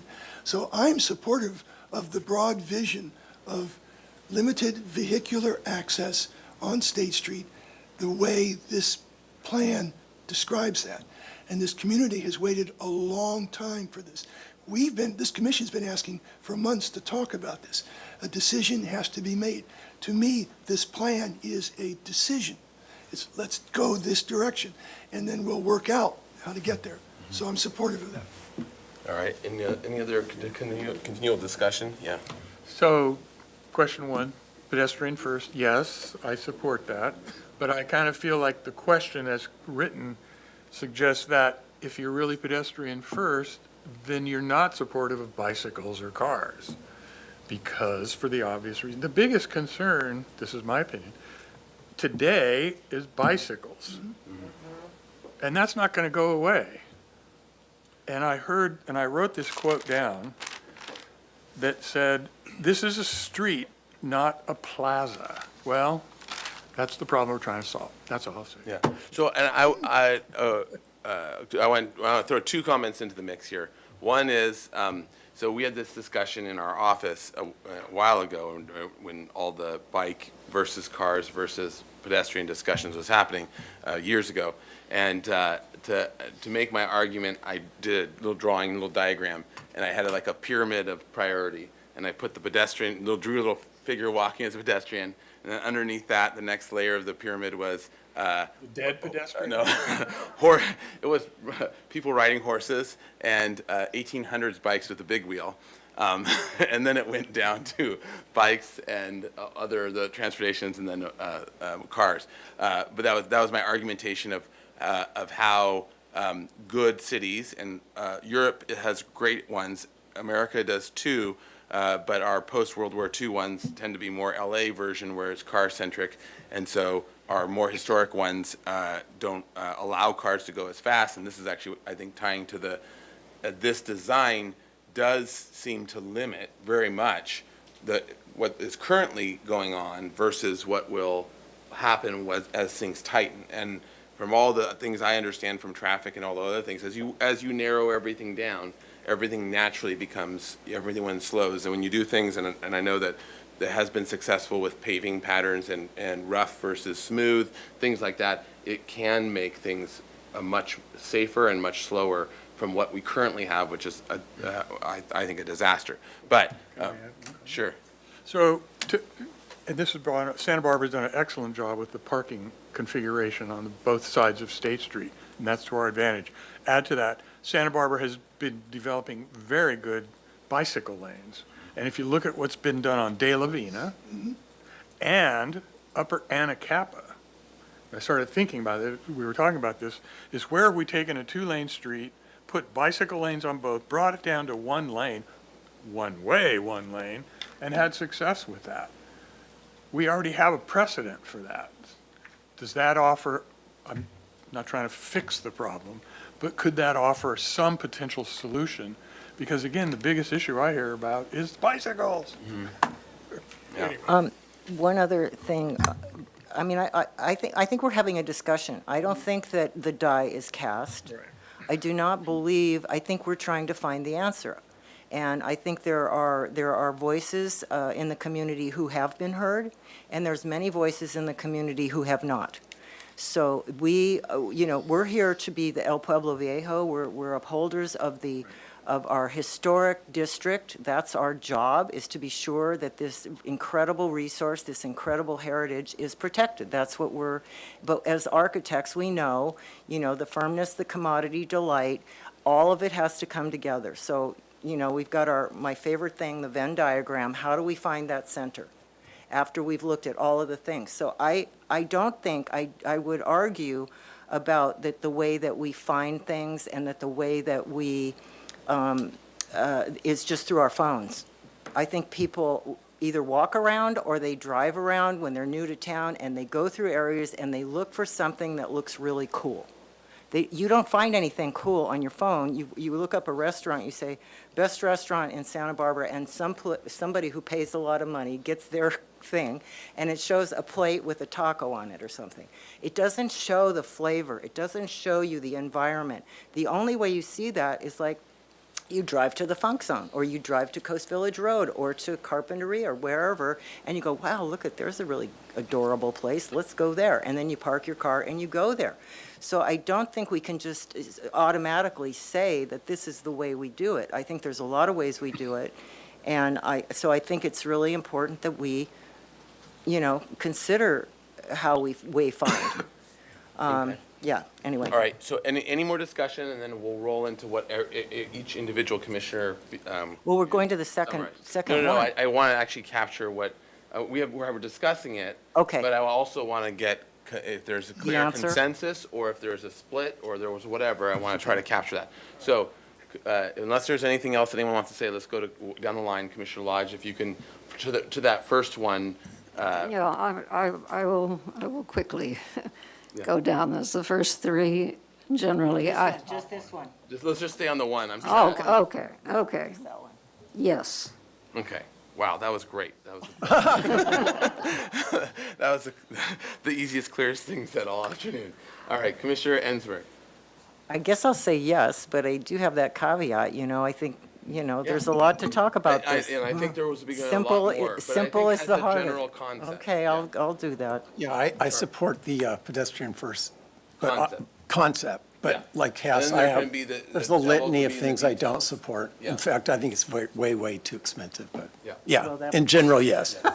Yes, all right, yeah, Commissioner, I agree. And let's say on the money side of things, I think it'll be great, like many other things that we see, that actually Commissioner Lenvik is probably the most honed in terms of seeing things that are going to be problems later, especially for like hotels and others that, you know that this problem's going to come up.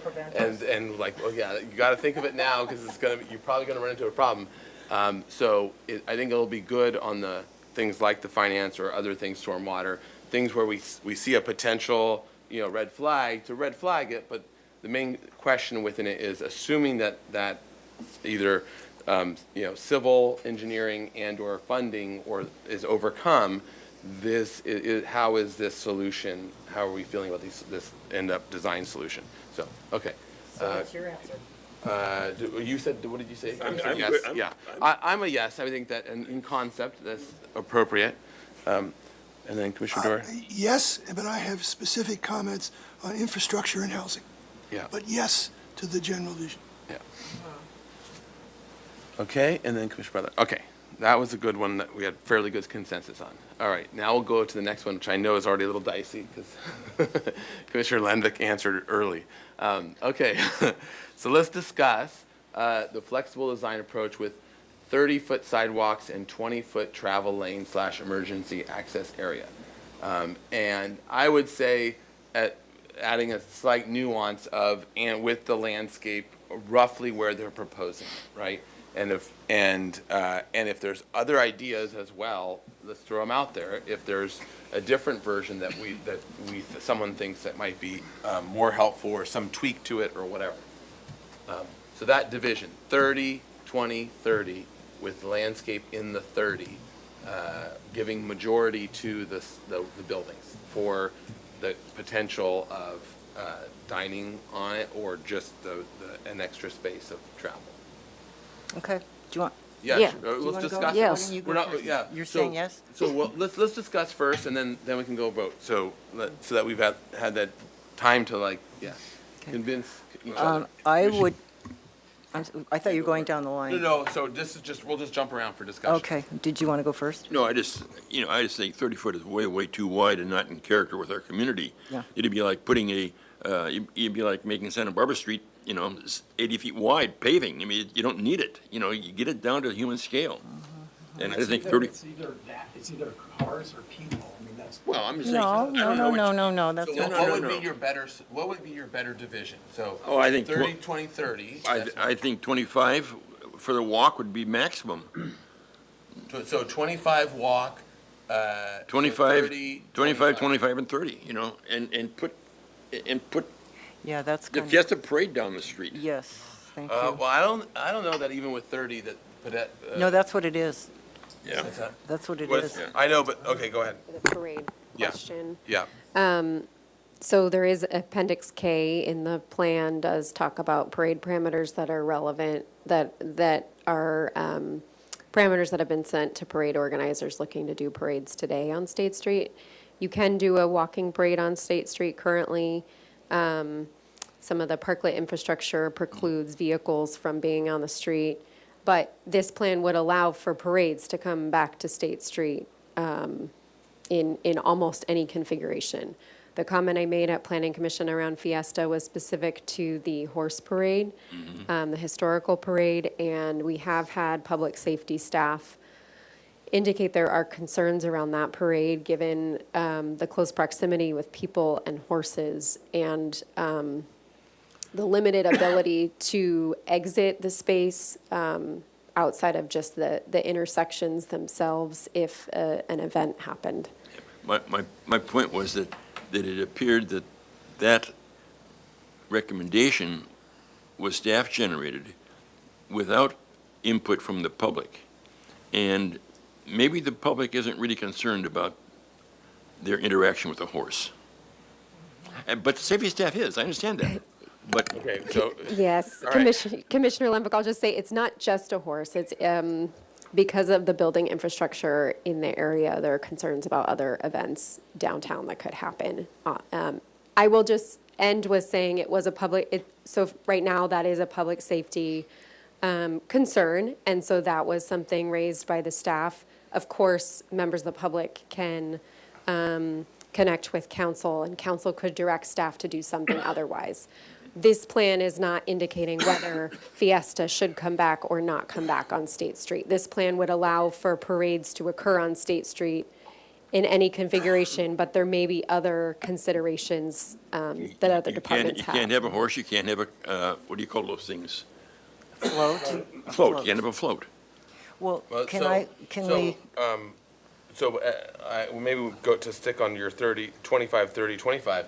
So is the intent of that, because you just gave 10 feet to vehicular traffic, or if you're saying because you want the parades back, or because you want Fiesta Parade back, that's why you want to go to 30? Or, No, because if I- you don't get the parades back, I just want to make sure, because. No, it's an aesthetic thing. I really think that we feel more comfortable walking down a sidewalk in which you're in a proximity to a storefront, you're in proximity to you. You know, if you walk down and it's only two of you and it's 30 feet wide, it's not Santa Barbara. Yeah, it's like running on the beach at low tide. You can't even tell you're moving. There's just no references, you know. Well, can I jump in? Yeah, sure. One example I think is excellent is Anderson's. Anderson's has, you know, it's all about proportions, right? Isn't it? It's all about proportions. And what are the correct proportions for Santa Barbara? What feels good for Santa Barbara? So I would have everybody take a look at Anderson's. They have a just really sweet little area. It's underneath their, you know, and it's tight up to their building, and there's plenty of room for pedestrians to walk there. It's evenly distributed, and I believe that is 25, 30, 25. And she got rid of her outside, what do you call those things? The parklets, street? but anyway, Parklet, yeah. I'm just saying, the other thing with parades is that if you're gonna have a marching band, I believe 29 feet is common for a marching band. That's why we have 30. So I think that the 1200 block is a really good one to look at for, you know, how we did it, and we cleaned it up and made more space available on the street. So I feel like that works. I think the parades are very, very important. They're historic. We can talk about it more of what Tess is talking about, the, you know, some concerns that there may be. But the wider, if the street at 30 can handle the horses, and they can also reduce the number of horses wide. So instead of having 4 horses wide coming down the street, you can do 2 horses wide coming down the street or something like that. So it can be accommodated. I don't think we should just immediately say it's impossible. And I think, so I would support, I definitely support the flexible design. As I said before, I think these answers will become more apparent once we answer some of these other bigger things. And the street is the street. We have 80 feet. So how we're going to divvy it up will become more obvious. I just think we're getting ahead of ourselves. And that what we want to be sure to do is that we retain, as Historic Landmarks Commission, this, we're not Barcelona, we are not Chicago, we're not Paris. We can look at these places for examples of things, but we are Santa Barbara. And Santa Barbara is the envy of many, the worldwide. And we are enviable because of what we are uniquely. So I think we really need to think about that, you know, step back and always remember that. So as part of that flexible discussion, I'd actually like to invite you all back up to discuss this, because I think that part of it is us opining on why numbers are the way they are, and I'd invite you to. I understand, 20 feet is for the fire lane. Yeah, That's the minimum. so then the question is, we can turn it into a Go ahead, question, and it's a yeah. discussion is. Go ahead. Okay, so would 25, 30, 25 be better and more Santa Barbara or not, and why, or other things that would be part of that discussion? Why not, why is 30, 20, 30 better than 25, 30, 25? Because probably the most significant issue about a street of this kind is how to control the speed of bicycles during the day and the speed of cars during the night. And the only way to do that is by reducing the carriageway to 20 feet. So you have the least amount of space for the bikes and the least amount of space for the cars in the evening. And so that you can control their speed by constraining them as opposed to allowing them to move in a more open environment. Commissioner Leonard? It's sad to think that we are designing Santa Barbara to meet the standards of bicycle use. It seems like it's the opposite. No, we're saying 20 foot controls the bikes. 30 foot does not control the bikes. So what we're saying is the bikes are driving the design of State Street. Well, the bike, hold on. This is crazy. Okay, so the pedestrian experience. Okay, so that's a basic rule, right? The wider your lane is, the faster you go. Okay, you have a wide street, no cars parked, you're going to fly like a freeway. That's just basic, right? Well, we're seeing that now. So we're saying that, exactly. And so what this is what is surprising to me. Coming down from whatever it is right now, 35 feet or whatever it is, to 30 feet, we'll keep that speed where it is. It's going to be just as dangerous, and people are going to be crossing more. Dialing it to 20 pinches it and slows everyone. So in my mind, this is the most pedestrian friendly because it's actually squeezing things down to slow everyone down. Why don't we suggest that they put, as opposed to 20 foot, go to 30 foot, but 5 foot on each side, put it full of rock cobbles. No, no. Well, and then bikers aren't gonna go there. Hey, can we, you know what? This Please strike other- that from the record. Can I mention something really Yes. Yes, fast? please. I'm getting a I phone think call from the mayor. I recognize that the bike conversation is one that, you know, there's a lot of frustration, myself included, around how people are accessing. But this design is intended to last for decades upon decades. 5 years ago, e-bikes weren't a thing. There was no e-bikes on the street. Right now, there's more e-bikes being sold than electric vehicles in the entire United States. And in California alone, it's almost the same as cars. What's the next thing going to be, is what I'm trying to get at. And it might not be bikes, it might not be anything that our brains can think of right now, but we're trying to think about how are we thinking of this space as pedestrian-oriented and trying to constrain whatever it is, whether it is bikes or vehicles or something else in the future, so that though that doesn't become the, you know, bicycle freeway that we're seeing today. Can I So, yeah, make a Commissioner comment? Jordan. I don't have much to say on 1, 2, or 3 up there. And I feel like what's been presented to us is the city has commissioned a professional to do a plan, which was presented to us as a vision and a set of principles and a kind of 50,000-foot view. And we all know that there are details to work out, and it's very clear that bikes are a problem to be worked out. But I don't think, if we're talking about a vision plan, for us to spend time saying, should it be 30 feet wide or 25 feet wide, is a productive use of our time.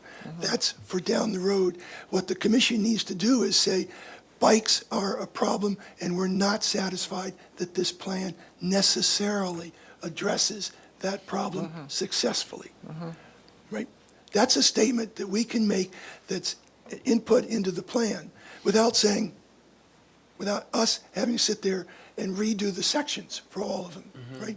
If we were going to do that, I would redo the renderings, because they don't show e-bikes, they don't show anybody doing wheelies. So in that sense, We they're can do that. disingenuous. No, we're AI not- can do that really easy. We're not actually. Right, ready for exactly. that. So, but I don't want to sit there and Yeah. Well, redesign the sections. So I want to push back a little bit on that, because it seems like if we do two parts. One is, as HLC, while bikes are in a certain sense, and I think in the best example we have was it Coda? What was that? No, it was some Sola. Wow. Anyways, we won't go there. But that actually changed the character of the street with adding all these curbs and crazy stuff and everything else. Oh, yeah, And yeah. we fought You against mean that. the and we the said, Sola bike Yeah. paseo. Yes, and and made a mess, and it Yeah. made a mess ever since. And the fire department, everyone hates it, like it doesn't work. But it also messes up the character of the street with all this weird stuff that doesn't involve in any way, shape, or form Santa Barbara. That, in my opinion, that was a good example where we fought based on a character of the street that was being formed in a bad way. And that, I think, is, if they had done it with striping and tried to do the same thing with striping, it wouldn't have been the bad character. Some of us might have recognized it as a bad traffic plan and but we don't have jurisdiction over, and a bad way of moving people around in a vehicular and safety sense. But it would be a thing that we really didn't have any say in, because it's not actually affecting the character, the built-in character of the street.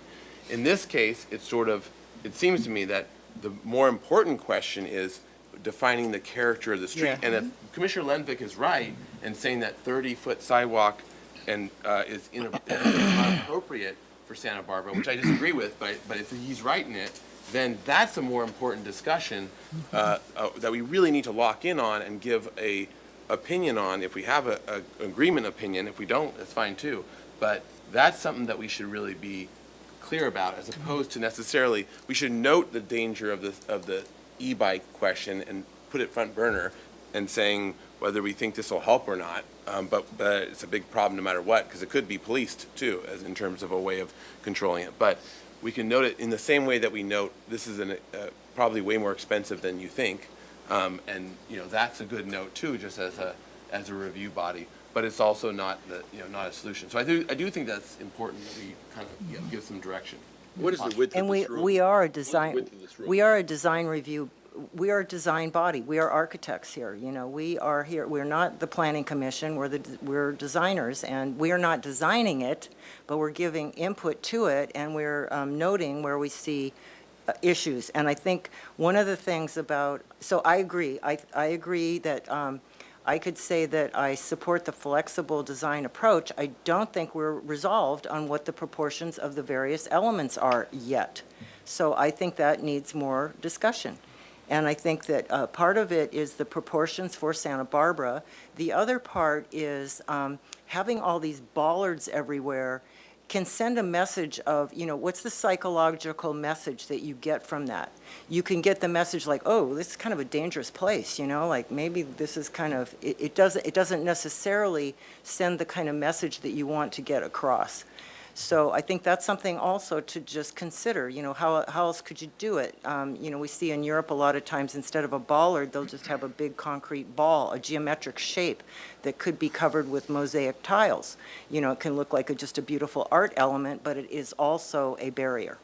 So there's other ways we can do it, but I think to move forward, I would say I support the flexible design approach, and I'm not convinced yet that these proportions are right, given the other element, the Venn diagram, the parades, all the other things that need to be considered and thought through, so that we find that one answer that really kind of solves all of them. Okay, so, and it seems like, so let me throw a try at this one then. So so I think that, and with a note, first of all, it's not coming back to us, right? So we're not the decision body, at least right now, as of right now, it's not coming back to us. Well, we haven't gotten to that part yet. Well, It's going to city council. I know. The reality is it was never in our court, right? Yeah.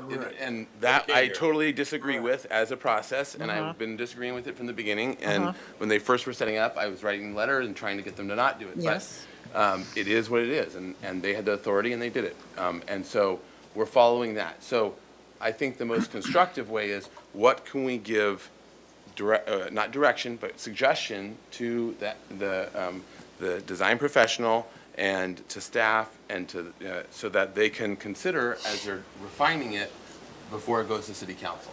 And I think that is sort of the best framework to put it within. And if what seems to be the comment is that, which I don't necessarily agree with, or I don't agree with, is that 30-foot sidewalk is not Santa Barbara-esque. And I think that, so the comment seems to be studying that division to make sure it's the best division possible, given in terms of both the aesthetic feel of the space and distances, and maybe the answer will come out with, and knowing that the Municipalities knows Santa Barbara so well, they probably have ideas in their mind very quickly of where these experiences occur, but give us examples within, or not give us, but look at examples within Santa Barbara and others, but Santa Barbara specific, especially for that spatial relationship of building to plants to curb to whatever, that space, and to making sure that 30-20-30 is the best. 25-30. Or versus 25-30-25, Yeah. or versus some other. There's nothing magic about 25 and 30. Right? Well, you can see it there, Right, and, so- But Ed had an interesting point. I think this room's about 36 This feet room is wide. about 30 feet Yeah, wide. Yeah, 36. And think of walking down this room for a mile, with storefronts there, a rolled curb there, and, this is not a comfortable space to be in. So, Outside. I would push back. There's a row of trees and landscape right here. Now you're walking in that zone, which is, I'm sure you'll find all over, the paseos, like You all got a- over. you have a- Paseo Nuevo has probably doubled it, or not You have a doubled row it. of trees in 15 years. all of our trees, that goes without saying with every project we review. We know they're planting trees generally small. Well, that could be an encouragement, we say, and to plant big trees as much as possible, to factor that into a budgetary concern so that we have it. But even a 10-foot tall tree is going to create a visual wall, and create an outdoor room. So I think that the design professional should address it and think about it based on our comments, but I don't want to get into the design of it, because I think it's a design problem and challenge. And obviously, there's multiple things going here. E-bikes, there's cars, there's all the transportation, all that stuff. There's the spatial walking, there's all the other requirements. And if we're not convinced that 30-20-30 is the best, I think the general direction should be to study it and make sure that there isn't a slightly better combination. And if there's a reason, like we would like parades, it would be nice to have parades on here, that also to be noted as HLC thinks that this is an important part of civic life. Yeah, Commissioner. I'm thinking of a way to say that. They've heard the comments. Something that we often tell applicants is, study this and come back. So to say, study this and either come back with a better defense of what you're proposing, or study it and come back with something else in light of the comments you've heard. I'm just trying to think of a way to write that down. That's how we and give it to usually- them in a useful way. Either study it and come up with a better argument for it, or the alternative. And leave it at that. Mr. Chair, That's before what- we that's move what on, this concept of soil cells, this gives a tree a lot more places to push roots down, and so you get much faster growth. Like the street trees we have now, it's amazing that they grow at all, because they're just so constrained. Yeah, so that should be considered. What they're showing. Yeah. Okay. Great. I just want to make sure that, as a matter of fact, that 2/3 of the trees are staying. Yes, So good. that's an important thing not to yeah, lose in this Thank discussion. you. Yeah. Good point. And 1/3, and again, this project is full of choices. I mean, okay, we can leave all the trees in, right, and have them be there at full size now. But then we lose the possibility of taking the middle of the city center, become a special place in 15 years. Yeah. And then that becomes the question: are we building for the next 10 years, or are we building for the next 100 years? You know, it's like, in the 1200 block, on one side, there's 3 or 4 new trees planted, and 2 of them are dead.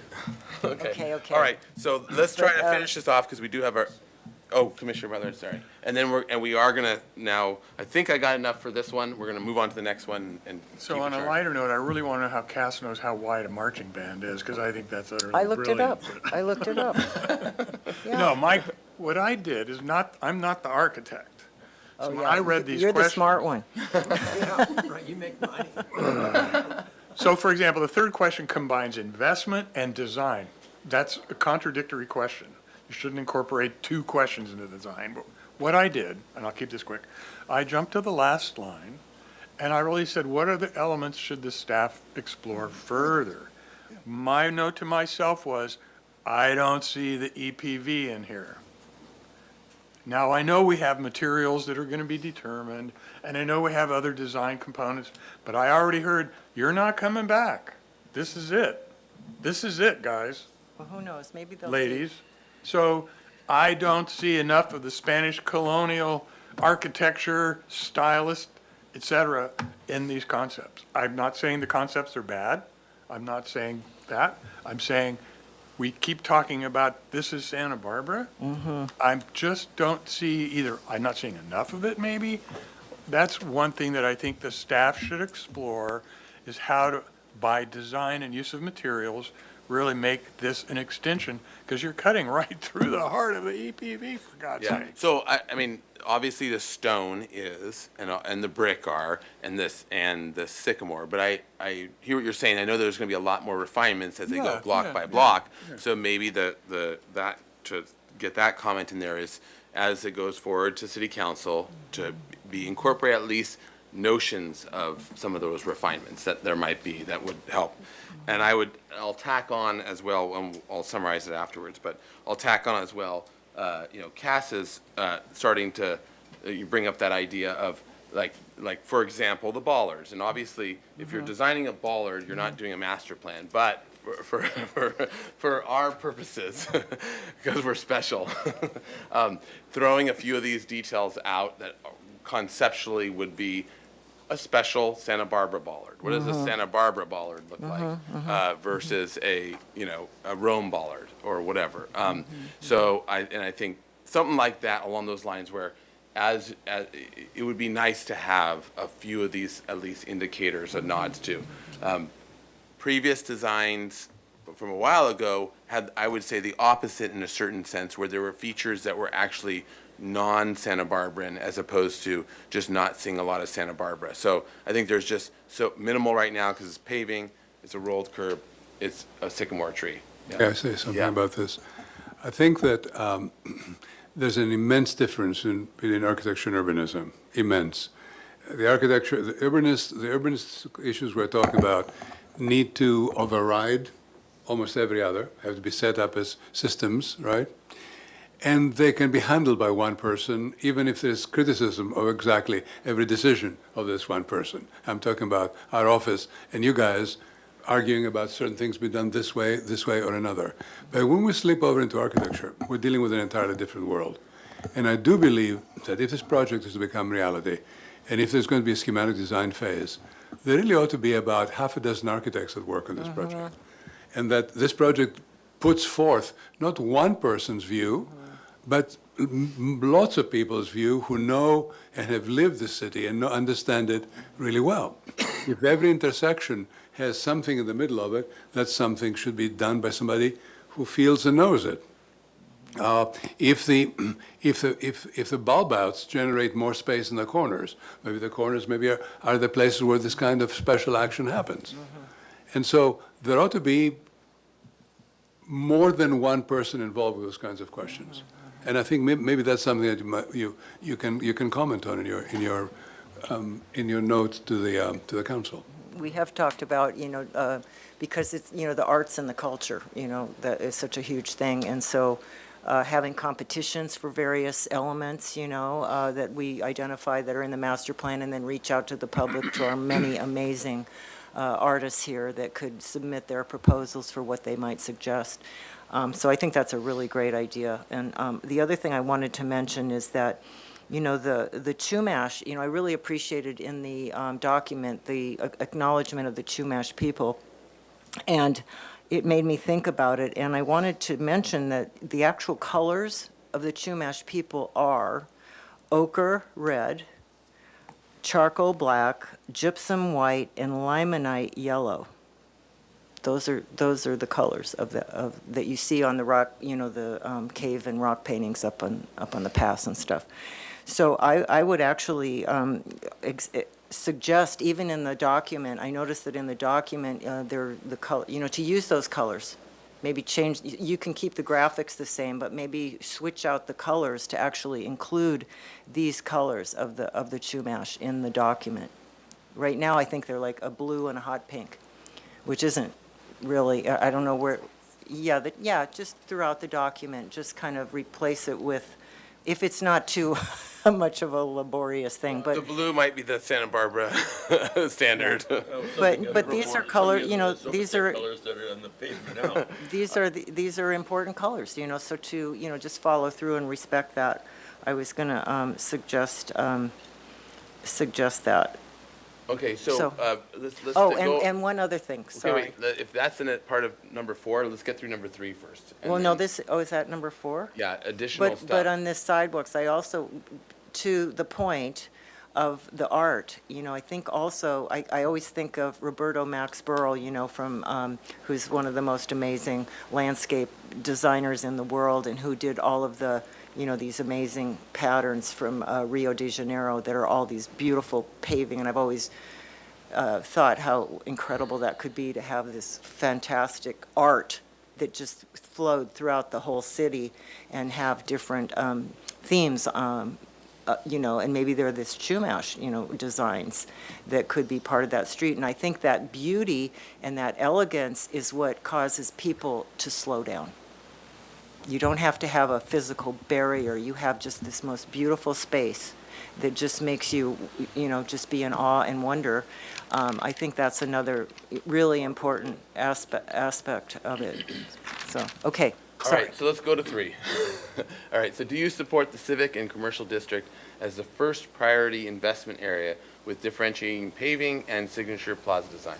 So I think what this is getting at is, does focusing, and I don't know if this is in sequence in terms of time and/or just, differentiation. Like, is the question about putting it first in terms of priority for go first, or is it priority in terms of differentiated paving and the plaza design and that?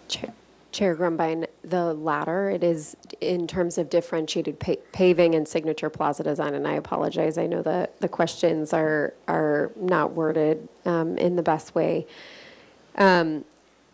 What the part about priority investment area was trying to get at is if we could only do part of it, what would we want to focus on? We likely won't, if we're doing the whole 9 blocks, we likely won't start in the middle and then go one side and then go the other. We likely need to go from the top to the bottom or the bottom to the top. Right. But trying to get an understanding of, is this commission supportive or not of, or recognizing that that area is in need of more investment than the other 2 districts? And is this commission comfortable with the idea that that district would take on a different, some different design elements like paving and the alley of trees that's not Okay. seen in the other districts? That's good to clarify. Okay, so along that lines, so quick discussion. We'll try because we are gonna, I have it set, we're gonna meet by 6, we're gonna end by 6, because that's part of the where we lose people, right? No, Yes? we I do. will hang in there. Okay, but we also have one other person that says 6. Okay, so, and I agree, but we also need to be, I think we need to say our part and be concise about it in a good way. So how is everyone feeling about this, the shift to stone, the sycamores, and that as a priority? So a comma should go after the word area, correct? Do you support, is that what you're trying to ask us? Is that? Yes, so the, Comma after the word area, right? As the priority investment area, comma, with differentiated paving and signature plaza design. yes, so in the memorandum, in the staff report, it's written differently. Sorry, I was an It'd be English better to major. look at the memo. Okay. That is a summary of the longer one.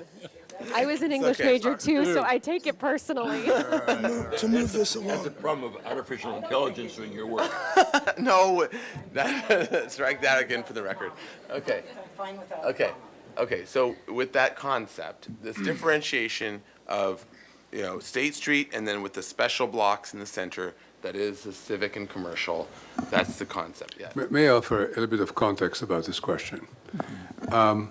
There is no doubt the most important thing about this project is that it really encourages all retail to prosper. That's really the absolute reason for doing this project, is that the retail commercial side of Santa Barbara prospers beyond what has been in the last 6 years.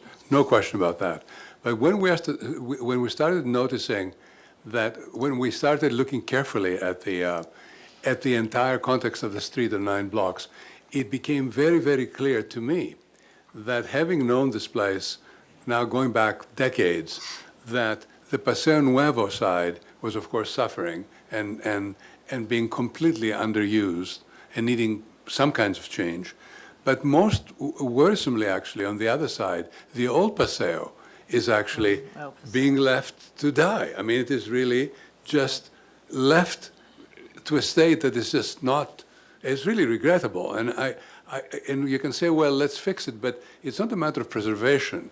It's a matter of development. It's a matter of empty land around there and lots of parking spaces and the press building closed and the plaza dead, and it just goes on and on and on and on. So, along with it seems to me with with the improvement of the retail conditions on the street, really the civic core of the city needs to be approached as a project in itself in the next, almost a 1925 scale emergency project. Because fixing that would become, I think, a destination of a kind that would help the retail immeasurably as well. And that's where that question comes from. Should we be making sure that center is prominent and different? Commissioner Doran. I think we're wasting time on this question. This is a development question. Form follows finance. If they get the money to do that section, they'll do it. If they get the money only to work on the upper end, in front of the Granada and the Arlington, they'll do that end. If they only get money to work in front of the Santa Barbara International Film Festival, they'll do that end. Form follows finance. It's a waste of our time to say, he makes a perfectly good argument. There's an area that needs quick attention. Do it. Yeah, I would agree. I've also heard him say this whole project ought to be done in a fairly compressed period of time in the best interest of the retail establishments, minimum disruption. That makes perfect sense. If they get the money, they'll do it in 3 years. If they takes them 10 years because of the money, they'll do it in 10 years. Form follows finance. Let's move on.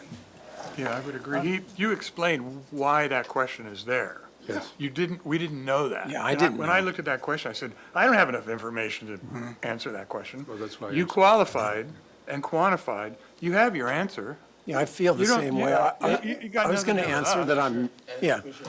Yes, what came up for me about this, and I agree, I mean, I agree with Commissioner Jordan, that it's, the 400 block, 500 block's a mess too, so, whichever one. But what came up for me about this is this area is called El Pueblo Viejo. It is a district, it is a big district, and it's called El Pueblo Viejo. These divisions seem to have can't come up early on when we were working with with MIG, with our previous consultant, that, this idea came up, and I don't know how it kind of flowed through till now, because I believe that it sort of does a disservice to have these separate districts, because we have, right now, we just got the Music Academy of the West is going in on the 901, and then the film festivals across the street, around the corner is the Lobero. I mean, that's the art district too, you could argue. So I think that it should be El Pueblo Viejo District, and then let all of these neighborhoods evolve naturally. Like already you can see the Presidio neighborhood is a distinct thing. So let each one of those just kind of evolve how they want to, and let the restaurants, the art museums, the performance halls, and the restaurants be equally, or however they end up being distributed throughout the entire length of the, so I would not, so anyway, it's kind of not the question. Yeah, But, well, I want to go back to that question, though. 'Cause my thought on it is, if it's, and I think it is, there's a certain natural, and there's also the Algonquin, that, I think that's where things are all coming from, but his original oh, was that where it push was? and vision, Okay. yeah, that's where that sort of division came. But I do think that there is something about our civic core, especially civic, commercial, not so much, but yes, commercial's there, but civic core, and I think our civic core is in very, very sad shape, right? And I think it's, as the heart of the city, it really, and the Presidio neighborhood is a large portion of that, and that's part of our civic core. Yes. I think that is, at least in theory, if you have the finance, if the form can follow the finance, if all things being equal, I do think that the heart of the city should be, focused on first, or if you only have so much money, because it might be that the finance is coming from other places that only has a certain amount. So Well, if I agree. there's a general opinion, I agree would say with- that would be the place to start. I would agree with that. All I'm just saying is that, can we please call this El Pueblo Viejo? And then, however this wants to be, doesn't sound very sexy, does it? I mean, however. PR comment is, does it- that's your name. Could it be, like, well, I like the Presidio neighborhood. I know. That's a cool name, Commissioner and Lemick, so- and then we're gonna make I'm going to mark your things, and then we'll try to capture the last question, and then we'll summarize. I support the idea in bullet number 3 there.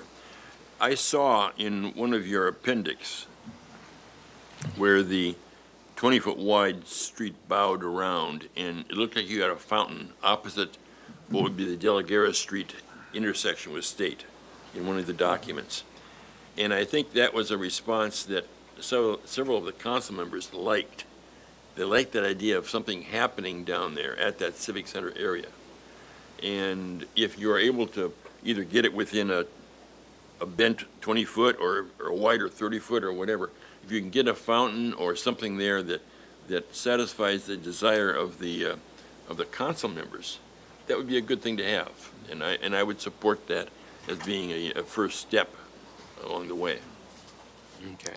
Commissioner Lundbeck, and maybe Commissioner's just adding sort of a question to that. Thank you for bringing that up.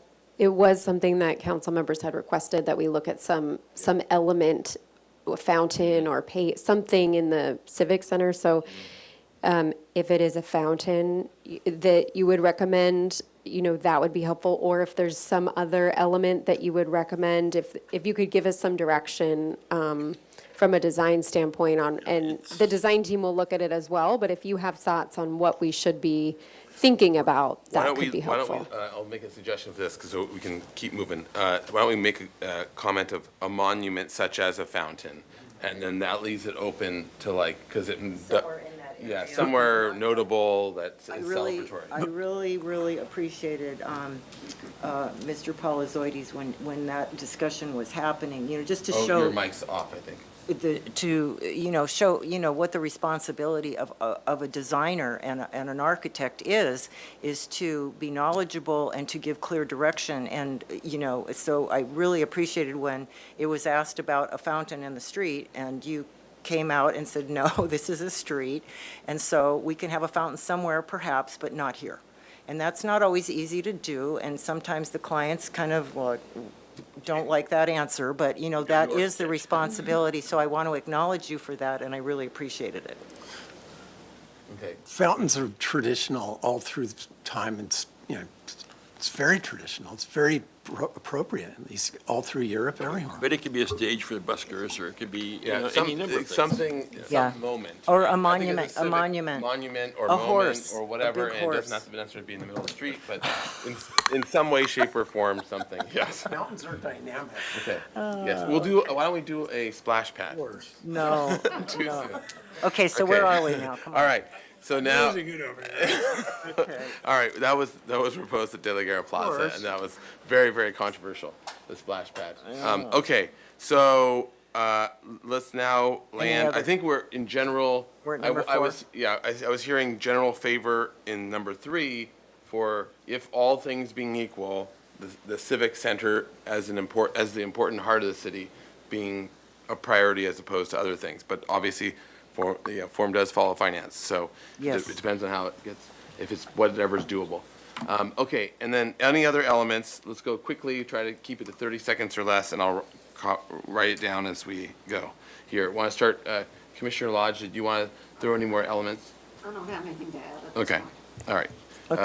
Okay, very Commissioner quickly, I think, to add to just your list, trash handling.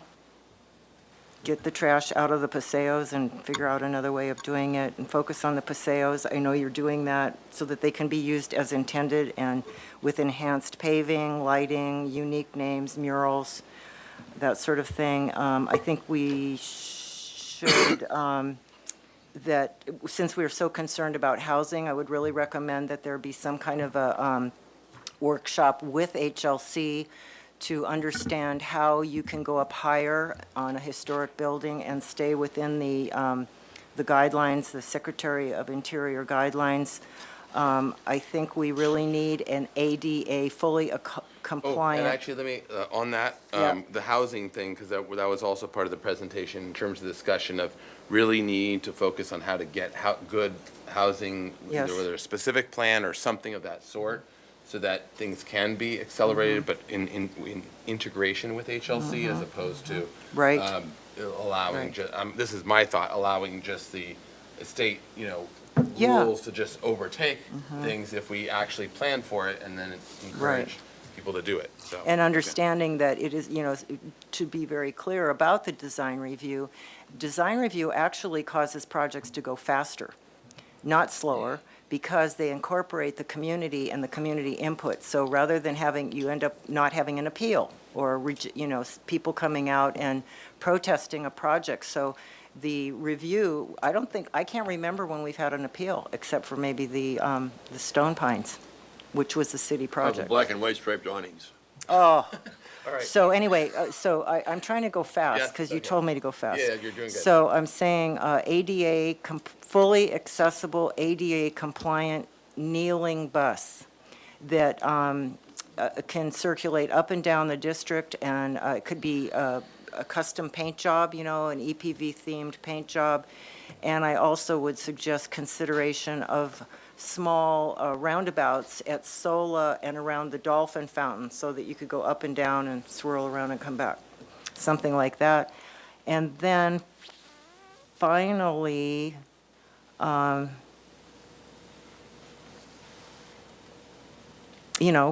here to protect the historic resource and work together, and we would welcome that. And I also want to just end by saying I really appreciate, I want to express great thanks to Mul Polizoides, Mr. Polizoides here, and I also want to recognize MIG.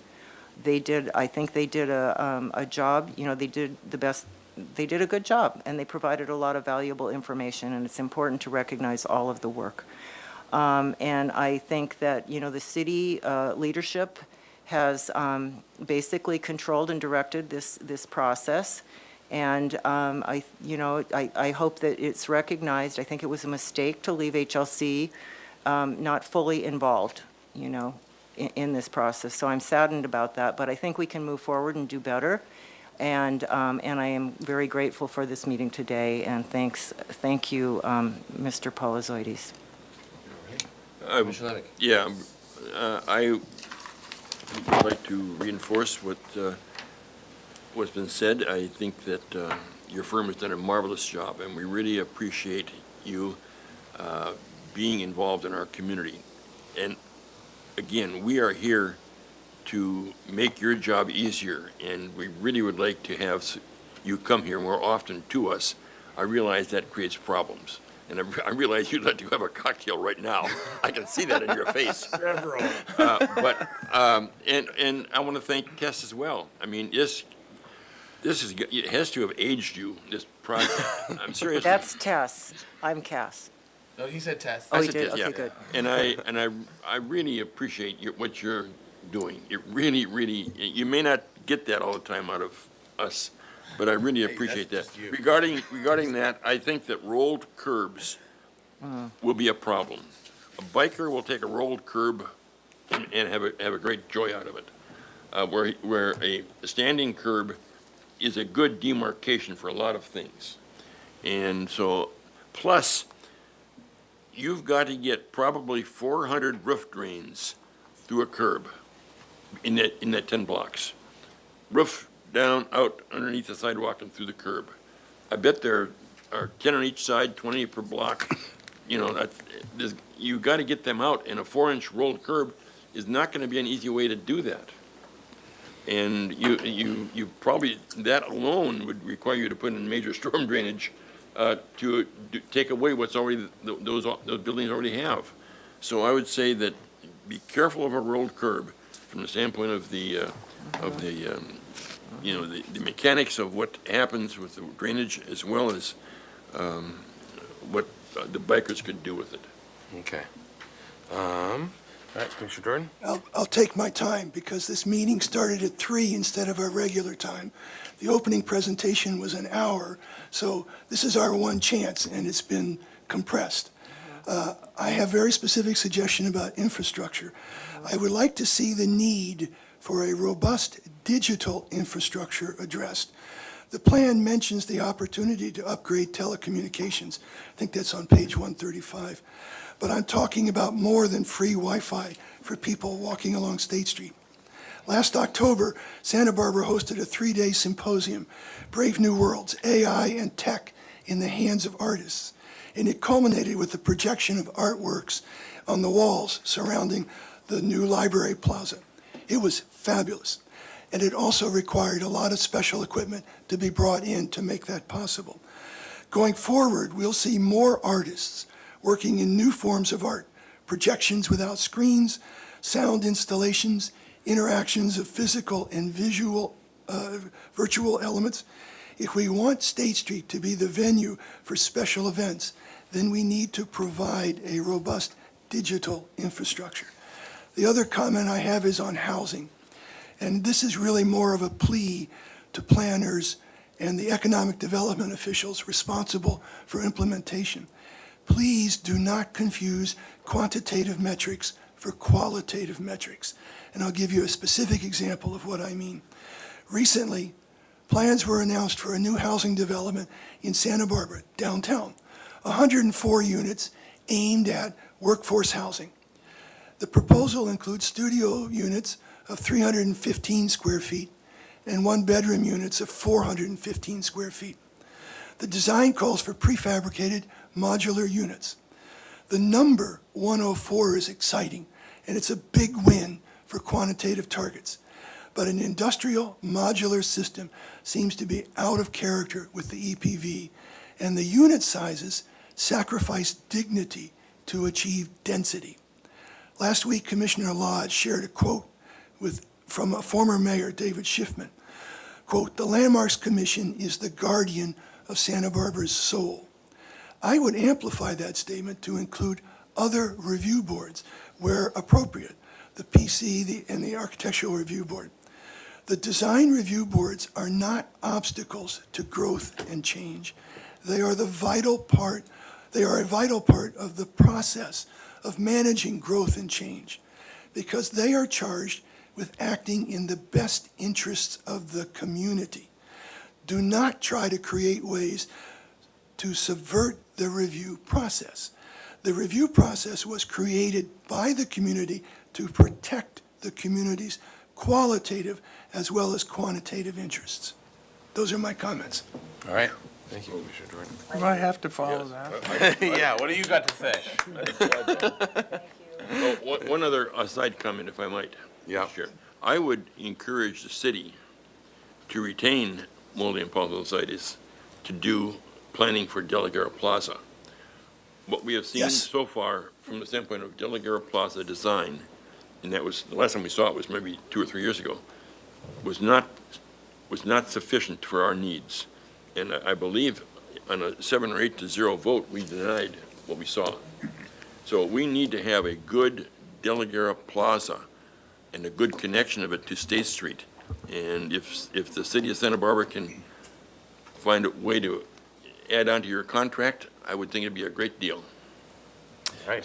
One other last comment, and this is one I made last week after we talked about the sea level rise plan. What it will cost Santa Barbara to be Santa Barbara over the next 10 to 12 years, looking at all the work that needs to be done. It will be very expensive, but it's unavoidable. All right. What do you got? I'm trying really very quickly. So I've already expressed that I was concerned that I didn't really feel there was enough design that reflects the EPV. So that would be a very important consideration. And it sounds to me in the third question, sort of, my next comment would be, I don't know that the 3 district distinctions really add that particular amount of value to the project. right. Because it's really a photograph of where we are today. This plan is a multi-year plan. And we've already talked about movement, you know, with the film festival centers out of district, et cetera, et cetera. So I don't know that those really, so maybe you should explore further whether those really do provide any value add to the concept. And then I'm the digital guy, and I should have brought that. Yeah. He stole his. Thank you. Thank you. That's all. Okay. Yes, sure. I think that one of the questions to be thinking about is how can one encourage people to walk more than 1 block or 2 blocks or 3 blocks? How can one understand a place like this as being this long? And of course, adding on the space between the 101 and the beach is even a lengthening of the main street, of this main street further. So I think the distinction does not have to be gross. It can be very subtle. But I think it's important to be thinking that there are ways of certain parts along this path being different from others, as a way of even distinguishing where one is and how much there is to go before the next thing and the next thing and the next thing. And also concentrating certain businesses in certain places. Because it might be that art is seeping from the north to the south, but the last 3 blocks are really pretty much about eating and drinking. And those are kind of messy as well. Messy eating and drinking. So make messy artists adding to it. So it's already, I mean, this distinction, differentiation is already solidly there. But to add to that is that, people who have lived here for a long, long time, have had offices down in those areas. People who, they do that. People who are able to do. At their lunchtime, they will either walk, 5 minutes down to the beach and hang out down there, or they will walk all the way up down State Street and all the way back down and see all the different little shops that are here and there. So that's already happens as locals. Locals do that. Well, Now, people who are visitors, that's why the auto, this is not a highway. This is a very slow moving, cruising street that people just drive really slowly because they want to check it out and see their friends sitting over there. And then they go, oh yeah, there's that store. And then they go turn the corner and then they go into the parking lot. That's how it works. It's not a fast thing and it never has been. But, I hear what you're saying, but I think, people who are not from here, they're the ones who want to be able to, also, my mother was in a wheelchair, many people are. She always wanted to be shotgun inside car and drive down the street. Or be that's why I want that kneeling bus, so it's easy for people who have children, can get on quickly. Okay, so. Anyways. So and I think, the other option is at the different light posts, we can have like Snoopy, and then we can have Bugs Bunny, and then. I think wayfinding really is a key. You go in most any good airport today, and you can figure out where, McDonald's is and whatever by the kiosk and the wayfinding. And that occurs in department stores or in a lot of larger cities as well. That huge kiosk there, it gives you, I got to go. I can tell my wife, I got to go down there. That's where they got shoes. Okay, so let me try to summarize all those comments. Thank you. Let me try to hit on at least the major ones for these, and then the 3, and then the 4th is sort of all in other things. Okay, so first, we want to thank the applicant. A great thank you for all the work that you've done recently, as well as others prior to you. And where we are today, it's really an exciting movement forward, and we're seeing that in a really great way. And we understand that our role in this project is to give feedback and commentary in the hopes of continuing to refine the design before it goes to City Council for the final master plan. So with that, responding to the particular requests, questions of the flexible pedestrian as a general framework, it was, and the HLC does feel unanimously that this is a good general framework for the street. And we can leave it at that. The next one is on the question of supporting flexible design with 30-foot sidewalks, 20-foot travel, emergency access areas, and then 30-foot sidewalk.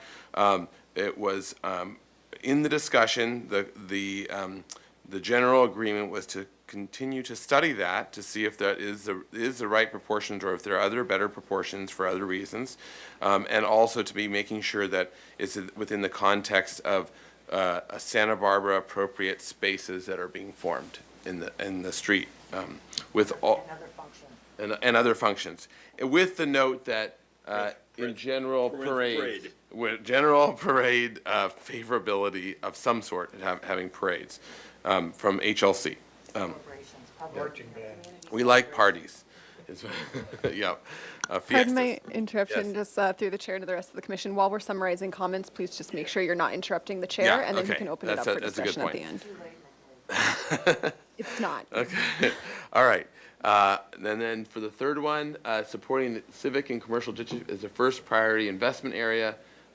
So I think in the discussion, it's fair to say that recognizing that in general, the finance areas that are able to be financed should go first as they're able to. But with all other things being equal, the Civic Center does make sense to focus on, especially considering its current state and the opportunity it has with lots of parking lots and other ability to make the heart of the city the most special place for Santa Barbara. And I think I'll tack on your comment there instead of in general, because it had to do with the civic.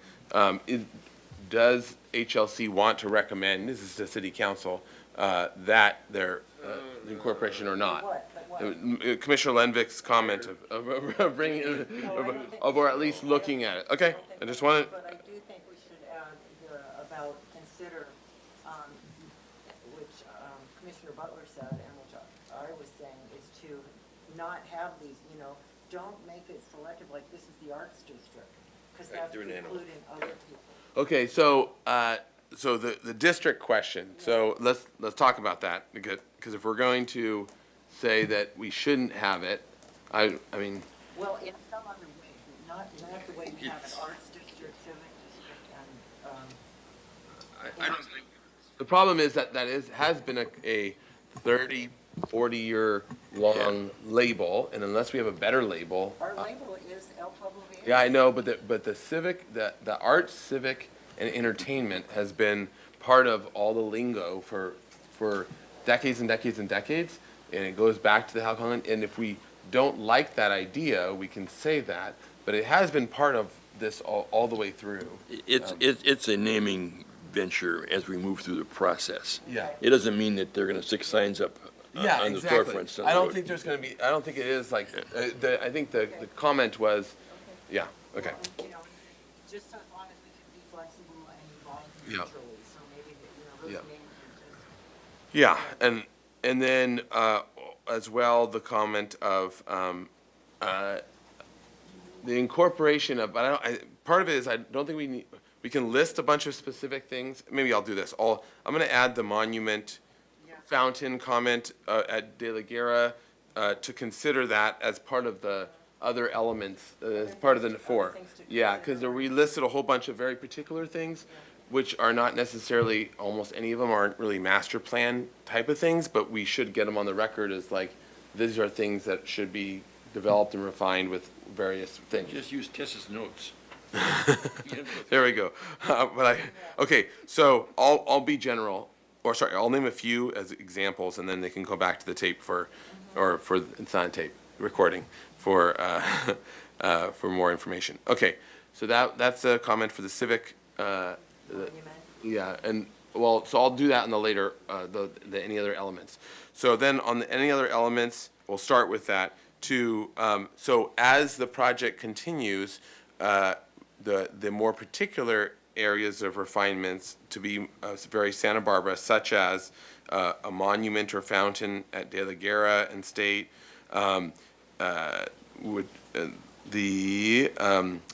looking at how trash and other functions are handled within paseos to open them up and make them more pedestrian friendly.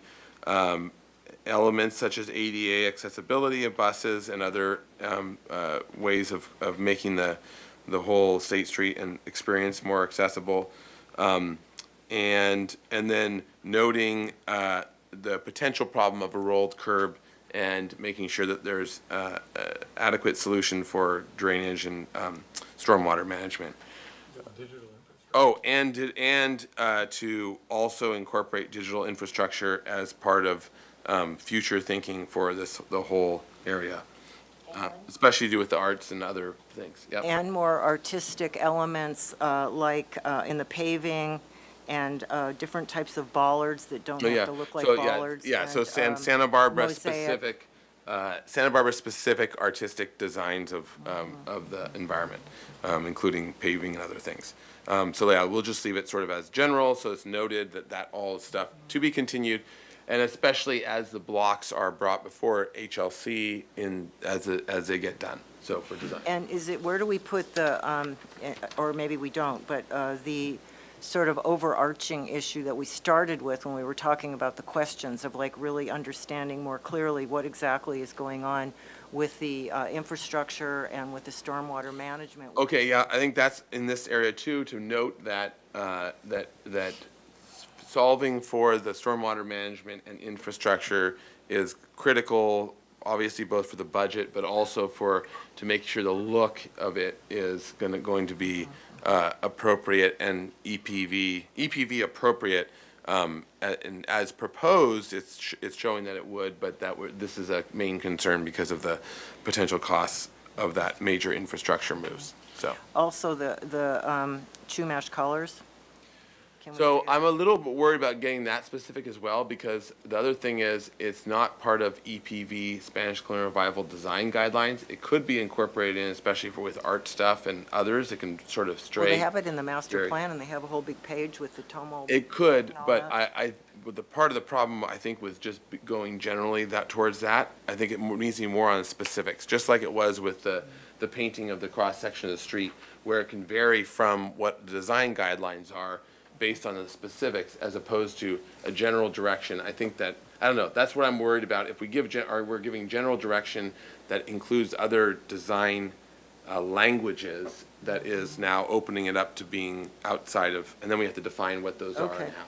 Okay, then one last thing I have is the housing, and I really think it's important for us to work with, as we Oh, try yes, to move forward with that's a good housing, point, you know, yes. to how do you Yeah, take a That's a good point. I forgot to mention that one. So, and also another note to that for HLC to council, that HLC feels that addressing the manner in which housing is brought downtown and encouraged to be brought downtown in either a specific plan or some other early designed with HLC's input plan, so that we can this can be done with the least amount of this can move forward with the least amount of delay, and also achieving what the city wants and needs as appropriate EPV housing. Yeah, so in advance, they know how to do it. Yes, exactly. And I think that would be also a great recommendation from us to city council, so hopefully they can get some either funding or something to figure out housing and how we're going to do it downtown in a fast way. Okay, great. Any other comments to add? We all agree it's very complex.